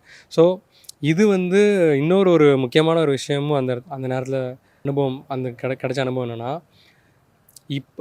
நமக்கு வந்து பொதுவாகவே வந்து ஃபாசிசம் வந்து ஒரு உச்சக்கட்டத்தில் இருக்கும்போது ஃபாசிசத்துக்கு அந்த ஃபாசிசத்தோட மிகப்பெரிய வெற்றியை வந்து ஒட்டு மொத்தமாக அது தன்னை சுற்றி இருக்கிற அனைத்தையுமே வந்து அந்த ஃபாசிசத்தை நோக்கி பிடிச்சி இழுக்கும். ஸோ எப்படின்னா, இப்போ உதாரணத்துக்கு வந்து இப்போ ஒரு இஸ்ரேல் ஸ்டேட் வந்து ஒரு உச்சக்கட்ட ஃபாசிசத்தில் ஒரு ஜியோனிசம் அப்படிங்கிற ஒரு ஃபாசிஸ்ட் ஐடியாலஜி வச்சுட்டு பாலஸ்தீன் மக்கள் மீது உச்சக்கட்ட அடக்குமுறை செலுத்திட்டு இருக்கு. ஆரம்பத்தில் அதே இஸ்ரேல்லேயே வந்து பாலஸ்தீன் மக்களுடைய உரிமைக்காக பேசக்கூடிய கட்சிகள் இருந்தது. ஒரு கம்யூனிஸ்ட் கட்சி பாலஸ்தீனில் இஸ்ரேல் கம்யூனிஸ்ட் கட்சியோ இல்லை மற்ற டெமோக்ராட்டிக் பார்ட்டிஸோ பேசிகிட்டு இருந்தாங்க. ஆனால் அந்த ஃபாசிசமோடைய வெற்றி வந்து எங்கே இருந்துச்சுன்னா, அது எல்லாமே வழக்கொழிஞ்சு போயிட்டு யார் வந்து உச்சக்கட்ட அடக்குமுறை ஜியோனிச அடக்குமுறையை வந்து முன்னெடுக்கிறாங்க அந்த கட்சிகள், இஸ்ரேல் கட்சிகள்லேயே ஆளுங்கட்சிகள், இப்போ தேர்தல் கட்சிகள்லேயே இப்போ எப்படி இருக்குன்னா, யார் வந்து பாலஸ்தீனர்கள் மீதான அடக்குமுறையை அதிகமாக பேசுகிறாங்க அப்படிங்கிற மாதிரி அது ஒரு ஃபாசிசமாக மாறி. இது அவ்வளோ தூரம் போனாலும் இந்தியாவிலேயே இப்போ நடந்த 5 மாநில தேர்தல் அப்போ காங்கிரஸ் வந்து அவன் என்ன இந்துத்துவா, நான் பாரு ஒரு இந்துத்துவா அப்படின்னு சொல்லி மத்திய பிரதேசத்தில் பிரச்சாரம் பண்ணாங்க. ரைட்டு, அவர் சொன்னதுதான். அதாவது முஸ்லீம் மீதான ஒடுக்குமுறைகளை பற்றி பேசுறது அப்படின்னாலே நீ ப்ரோ முஸ்லீம்னா நீ ஆன்டி இண்டியன் அப்படின்னு சொல்லிட்டு அவனை முத்திரை குத்தி ஒரு இதுக்குள்ள லைன் தள்ளுறது இருக்குல்ல. ஜனநாயகமாக இருக்கக்கூடிய அமைப்புகளே இதில் நம்ம வாயை விட்டோம்னா எங்கே மாட்டிக்குவோமோ. அப்போ என்ன பண்ணுறதுன்னா, ஆட்டோமேட்டிக்காக அவங்களோட முடிவு வந்து ஒரு சாஃப்டாக நான் இருக்கேன் அப்படின்னு சொல்லும்போது, ஆனால் உண்மையிலேயே பிஜேபிக்கு ஓட்டு போடுறவன் என்ன நினைப்பான்னா, நீ என்ன இந்துத்துவா, இதை விட அக்ரெசிவாக அவன் பேசுகிறான்னா அப்போ அவனுக்கே நான் போட்டு போகிறேன்னு தான் நினைக்க போகிறான். அந்த நேச்சர் இருந்தது. ஆனால் அது வந்து ஃபாசிசத்தோட வெற்றி. நம்ம இந்தியாவிலேயும் வந்து எப்படி இருந்துச்சுன்னா, இந்துத்துவத்தோட வெற்றியாக வந்து ஒரு கட்டம் இருந்தது. எப்படின்னா, காங்கிரஸும் வந்து தன்னை வந்து ஒரு சாஃப்ட் இந்துத்துவம், நாங்களும் இந்துத்துவத்தை தான் நாங்கள் வரவேற்கிறோம், நாங்கள் ராமர் கோயிலை வரவேற்கிறோம் அப்படிங்கிற மாதிரியான சூழல்லாம் கூட இருந்ததை வந்து பார்த்தோம். இந்த 5 மாநில தேர்தலில் நீங்கள் சொல்லும் போது அப்படிலாம் இருந்தது. ஆனால் இந்த நாடாளுமன்ற தேர்தலில் அது எல்லாமே வந்து பிரேக் ஆகி, இல்லை ஒரு இந்துத்துவ அரசியலை முன்வைக்கிறதுக்கு மாற்றாக இன்னொரு செக்குலார் மதச்சார்பற்ற ஜனநாயகத்தை பேசக்கூடிய ஒரு அரசியல் இருக்குது அப்படிங்கிற ஒரு விஷயத்தை கட்டமைச்சு அதை இன்னைக்கு நாடு முழுக்க அதை ஒரு எதிர் சக்தியாக, இந்தியா முழுக்க பிஜேபி வேண்டாம், அவங்களுடைய வெறுப்பு அரசியல் வேண்டாம், ஃபாசிச அரசியல் வேணான்னு நினைக்கக்கூடிய எந்த ஒரு மனிதனும் கண்ணுக்கு தெரியக்கூடிய இன்னொரு மாற்று சக்தியாக இந்தியா அப்படிங்கிற ஒரு கூட்டணியை வந்து உருவாக்கி அதை கண்ணு முன்னாடி நிறுத்தினது வந்து அந்த வெற்றி முழுக்க வந்து காங்கிரஸ் அதோட முகமாக இருந்தால் கூட நாங்கள் நினைக்கிறது அது காரணம் திமுக, முதலமைச்சர் ஸ்டாலின், நம்ம தமிழ்நாடு தான் மிக முக்கியமான காரணம். அந்த முகத்தை கொடுக்கறதே முதலமைச்சர் ஸ்டாலின் தான். இப்ப கேம்பெயின்ல ராகுல் வந்து ஓபிசி பாலிடிக்ஸ் பேசிட்டு இருக்காரு. வச்சது யாரு? நான் போட்டது. ஆமா, அது வந்து ஃபாசிசத்துக்கு எதிராக, இந்துத்துவாக்கு எதிராக சோஷியல் ஜஸ்டிஸ்னு ஒரு கான்செப்டை வந்து இந்திய அரங்கில், இந்த ஆல் இந்தியா அரங்கில் வந்து அதை முன் வச்சு all India federation of social ஜஸ்டிஸ்னு ஒரு அமைப்பை கட்டி கிட்டத்தட்ட ஒரு வருஷம், கிட்டத்தட்ட பல மாசமா அந்த வேலை நடந்துட்டு இருக்கு. டெல்லியிலே அதுக்கான கூட்டங்கள் வந்து நிறைய நடந்துச்சு. எல்லா மாநில முதல்வர்களையும் ஒருங்கிணைச்சாரு, பேசினாங்க. ஆமா, அதனால அந்த மாதிரி அந்த ஒரு மிக முக்கியமான ஒரு பைவட்டல் ரோலை வந்து தமிழ்நாடு தான் பண்ணியிருக்கு. திமுக அரசு, முதலமைச்சர் ஸ்டாலின் அது பின்னாடி இருக்கார் அப்படின்னு நான் வந்து உறுதியாக நம்புகிறோம். பெருசாக யாருமே இதை பேசுறது இல்லை அப்படின்னு நான் நினைக்கிறேன். ரைட்டு. அதனாலே இதை குறிப்பாக பேச வேண்டியிருக்கு. ஐயா, அதை பாருங்க, ஃபோன் பாருங்க. 200 டிங். போடுவோம், அதெல்லாம் போடுவோம், நாங்கள் எல்லாத்தையும் போடுவோம். ஸோ இங்கே வந்து பார்க்கும்போது JNU அப்படிங்கிறது ஒரு பெரிய பிரம்மாண்டமாக இருந்தது. ஆலமரம் உள்ள நுழைஞ்ச உடனே அது இன்னும் மனசுக்கு ஒரு பெரிய பிரம்மாண்டத்தை கொடுக்குது. எந்த அளவு அவங்களோட அரசியலும் அவங்களுடைய அகாடமிக்கலாக அவங்களோட அடுத்தடுத்த ஸ்ட்ரென்த்தும் வலிமையும் அங்கே இருக்கக்கூடிய நபர்கள் நம்மளோட உரையாடக்கூடிய விதமும் ஒரு ஒட்டுமொத்த இந்தியாவையும் ஒரு பிளேஸில் நீங்கள் பார்க்குற மாதிரியான ஒரு உணர்வை தருது. இங்கே வந்து படிக்கிறது அப்படிங்கிறது ஒரு பெரிய உண்மையிலே ஒரு யூனிவர்சிட்டி அப்படின்னா சொல்லலாம். இன்ஸ்பைரிங்காக இருக்குன்னா, ஊருக்கு போன உடனே நான் வந்தோடனே நாசர்ட்டா தான் கேட்டேன். அதாவது இந்த மாஸ்டர் டிகிரிக்கான நெட்டோ அல்லது கியூட்டோ வந்துரு எப்போ கால்ஃபார் பண்ணுறாங்கன்னு. ஆனால் அது முடிஞ்சு போச்சா? இப்போ எனக்கு என்னன்னா, அடுத்த வருஷம் எப்படியாவது அப்ளை பண்ணணும், எப்படி ஃபேமிலியை கூட்டிட்டு இங்கே ஷிஃப்ட் ஆகிறது, என்ன மாஸ்டர் கோர்ஸ் படிக்கலாம் அப்படின்ற அளவுக்கு அவ்வளவு இன்ஸ்பைரிங்காக இருக்குது இந்த கேம்பஸ். உண்மை. நம்ம வந்து இன்னொன்றும் பண்ணலாம். வந்து ஒரு கேம்பஸ், இந்தியாவிலே ஒரே ஒரு கேம்பஸ் மட்டும்தான் எல்லாரும் அங்கே படிக்க வரணும் அப்படிங்கிறத தாண்டி எப்படி இந்த மாதிரி ஒரு கேம்பஸை வந்து நம்ம ஸ்டேட்லேயும் வந்து கொண்டு வர்றது, ஒரு டெமோக்ராட்டிக்கான அனைத்தையும் பேசக்கூடிய ஒரு இடமா வந்து நம்மளுடைய. ஏன்னா நான் பார்த்து உணர்ந்தது என்னென்னா, இங்கே ஒரு அகலமான ஒரு இடம் இருக்கே தவிர ஒரு ஆழம் வந்து நம்ம தமிழ்நாட்டு அரசியல் ஆழம் இங்கே இல்லையோ அப்படிங்கிற ஒரு கருத்து இருக்குது. ஒரு சமூக நீதி அரசியல் வந்து அது நம்ம ஊர் தான். நம்மளை அடிச்சுக்க ஆளே கிடையாது. தமிழ்நாட்டை அடிச்சுக்க இந்தியாவிலே ஆள் கிடையாது. அப்போ இப்படி ஒரு இடம் வந்து நமக்கெல்லாம் கிடச்சி நம்ம பசங்களாம் வந்து அந்த வேறு லெவல் கொண்டு போயிடுவாங்க. ஸோ வந்து நமக்கு அந்த ஆழம் வந்து இயல்பாகவே இருக்குது. ஸோ JNU கேம்பஸை வந்து எப்படி வந்து பல JNUக்களை ஒரே ஒரு JNU எப்படி ஒழிக்கணும்னு வந்து மோடி அரசு திட்டம் போட்டிருக்கோ, நம்ம வந்து ஒரு JNU கூட பல JNUக்களை வந்து உருவாக்குறதுக்கான வேலைகளை நம்ம பண்ணுவோம். இதை வந்து ஒரு JNU டெல்லியில் மட்டும் இல்லாமல் JNU மாதிரி இடங்கள் நம்ம தமிழ்நாட்டிலையும் வரணும், நிறைய உருவாக்கப்பட வேண்டும் அப்படிங்கிறத தமிழ்நாடு அரசுக்கு ஒரு கோரிக்கையாகவே கொண்டு போகணும். தமிழ் மாணவ சங்கம் அந்த வேலையை முன்னெடுக்கும். இந்த தருணத்தையும் பயன்படுத்தி அந்த கோரிக்கையை முன்வைக்கிறோம். நிச்சயமா நீங்க வந்து இதை வந்து நம்ம வீடியோவா சொல்றது மட்டும் அல்லாமல் ஒரு பிரசன்டேஷனாவே கூட சிஎம் போய் பார்த்து கொடுக்கலாம். தமிழ்நாட்டை பொறுத்தவரையில் பெரியார் அப்படிங்கிறது பெரிய ஐகான். அதை தாண்டி இப்போ பெரியாருடைய கொள்கைகள், பெரியார் குறித்தான பேச்சு அப்படிங்கிறது இந்தியா முழுக்க பரவ ஆரம்பிக்குது அப்படிங்கிறத நம்மளால் பார்க்க முடியுது. ஆனால் JNUவில் இருக்கக்கூடிய அமைப்புகள் பெயர்லையும் பெரியார் இல்லை. உள்ளுக்குள்ளே ஒரு இடத்துல பெரியாருடைய படத்தை பார்த்தேன். பட் பெரியாருடைய ப்ரெசன்ஸ் அப்படிங்கிறது JNUவில் என்ன, எப்படி இருக்குது? இல்லை, எங்களோட அண்டர்ஸ்டாண்டிங் வந்து பெரியாரோட ப்ரெசன்ஸ் இல்லை கேம்பஸில். அது எங்களுக்கு அதிர்ச்சியாக தான் இருந்தது. ஏன்னா நமக்கு வந்து முழுக்க வந்து ப்ராக்ரெசிவ் அரசியல், சமூக நீதி அரசியல் அப்படின்னாலே பெரியார் தான். ஆனால் இங்கே பெரியார் ஏன் இல்லை அப்படிங்கிற கேள்வி எங்களுக்கு கோவமாக கூட இருந்துச்சு இனிஷியலாக. அதுக்கப்புறம் நாங்கள் புரிஞ்சுக்கிட்டேன் என்னென்னா, எங்களுக்கு தெரியலை. இங்கே அம்பேத்கர் அரசியல் பேசுகிறவங்களுக்கு பெரியாரோட கான்ட்ரிபியூஷன் அந்தளவுக்கு போய் சேரலை. அதை பண்ணக்கூடிய வாய்ப்பு தமிழ் மாணவர்களுக்கு தான் இருக்குன்னு நான் நினைக்கிறேன். அதுக்கான வேலைகளை நம்ம முன்னெடுப்போம். இப்போ இதில் வந்து இப்போ நாசர் அண்ட் அனஸ் அவர்களுடைய என்ட்ரிக்கெல்லாம் பிறகு இப்போ பெரியாரை பற்றின டாக்ஸ் வந்து தொடங்கி இருக்கிறதை பார்க்க முடிகிறது. நீங்கள் இருக்கிற அமைப்புலையும் பேசுகிறீங்களா? இல்லை, கண்டிப்பாக நம்ம வந்து அது ஒரு முழக்கமாகவே பண்ணுறோம். இப்போ வந்து ஜெய் பீம் நம்ம ஒரு முழக்கமாக இங்கே பாப்சா சாப்பில் பண்ணும்போது வாழ்க பெரியார், வாழ்க ஜெய் பீம் சொல்லும்போது பெரியாரோட ஸ்லோகன் அவங்க சொல்கிறாங்க. இன்ஃபேக்ட் என்கிட்ட என்ன சொன்னாங்கன்னா, நம்ம கேம்பெயின் பண்ணும்போது பெரியாரை பற்றி நீங்கள் நிறைய பேசுங்க. நான் என்னோடய ஸ்பீச் எல்லாம் கூட என்ன சொன்னேன்னா, Ambedkar is a Periyar of north, Periyar is a Ambedkar of south அப்படின்லாம் நான் பேசினேன். அதெல்லாம் அவங்க என்கரேஜ் பண்ணாங்க. அதுக்கப்புறம் பெரியார் சொன்ன அந்த அப்ரெஸ்டு கோட்ஸ் இருக்குல்ல, அது வந்து அப்ரெஷனை பற்றியோட பெரியாரோட டெஃபினிஷன்லாம் வந்து பல ஸ்டேஜெல்லாம் பேசும்போது அவங்க ரொம்பவே அப்ரிஷியேட் பண்ணாங்க. சந்தோஷமாக இருக்குது. நாசா சொன்ன மாதிரி அவேர்னஸ் இல்லை, பெரியார் வந்து இங்கே ரீச் ஆகலை. இப்போது அது கொஞ்சமாக வைடன் ஆகிக்கிட்டே இருக்குது. இன்னும் நிறைய பேசுவாங்கன்னு நம்புகிறோம். நம்மளும் பெரியார் பிறந்த நாளை ஒட்டி தான் வந்து ரிசர்வேஷன் கிளப் ஆரம்பித்தோம். அந்தந்த வேலைகளை முன்னெடுக்கலாம். அந்த வேலைகள் தமிழ் மாணவர்கள் தான் சிறப்பாக பண்ண முடியுங்க. நம்ம கருத்து அதை நம்ம தலைவரை நம்ம தான் எடுக்கணும். இந்தியாவுக்கு ரிசர்வேஷனை திறந்து வைத்ததும் தமிழ்நாடு தான். இப்போது JNUவில் ரிசர்வேஷனை திறந்து வைத்திருப்பதும் ரிசர்வேஷன் அமைப்பை நாங்கள் தனியாக பண்ணல, எல்லாரும் சேர்ந்து ஆரம்பிச்சது தான். தமிழ் மாணவ சங்கம் நம்ம லாஸ்ட் இயர் ஸ்டார்ட் பண்ணோம். அது அயோத்திதாச பண்டிதருடைய பிறந்தநாள் அன்னைக்கு தான் நம்ம தமிழ் ஸ்டூடெண்ட்ஸ், தமிழ் மாணவர் சங்கத்தை இங்கே நம்ம ஸ்டார்ட் பண்ணவே செஞ்சோம். ஸோ வந்து தமிழ் லீடர்ஸ், தமிழ் ஆன்டிகாஸ்ட் லீடர்ஸை பற்றி இப்போ நிறைய பேர் இங்கே பேசுகிறாங்க. அதுக்கான ஸ்டடி சர்க்கிளே நம்ம கூட்டி சேர்ந்து ஸ்டார்ட் பண்ணலாம்னு நம்ம இருக்கிறோம். சூப்பர். ஓகே நண்பர்களே, இத்துடன் இந்த பயணம் நிறைவடைகிறது. மீண்டும் பேரலைக்கு வந்து ஊருக்கு வந்ததற்கு பிறகு மீண்டும் உங்களை வழக்கம் போன்ற காணொளிகளில் சந்திக்கிறோம். நன்றி, வணக்கம்.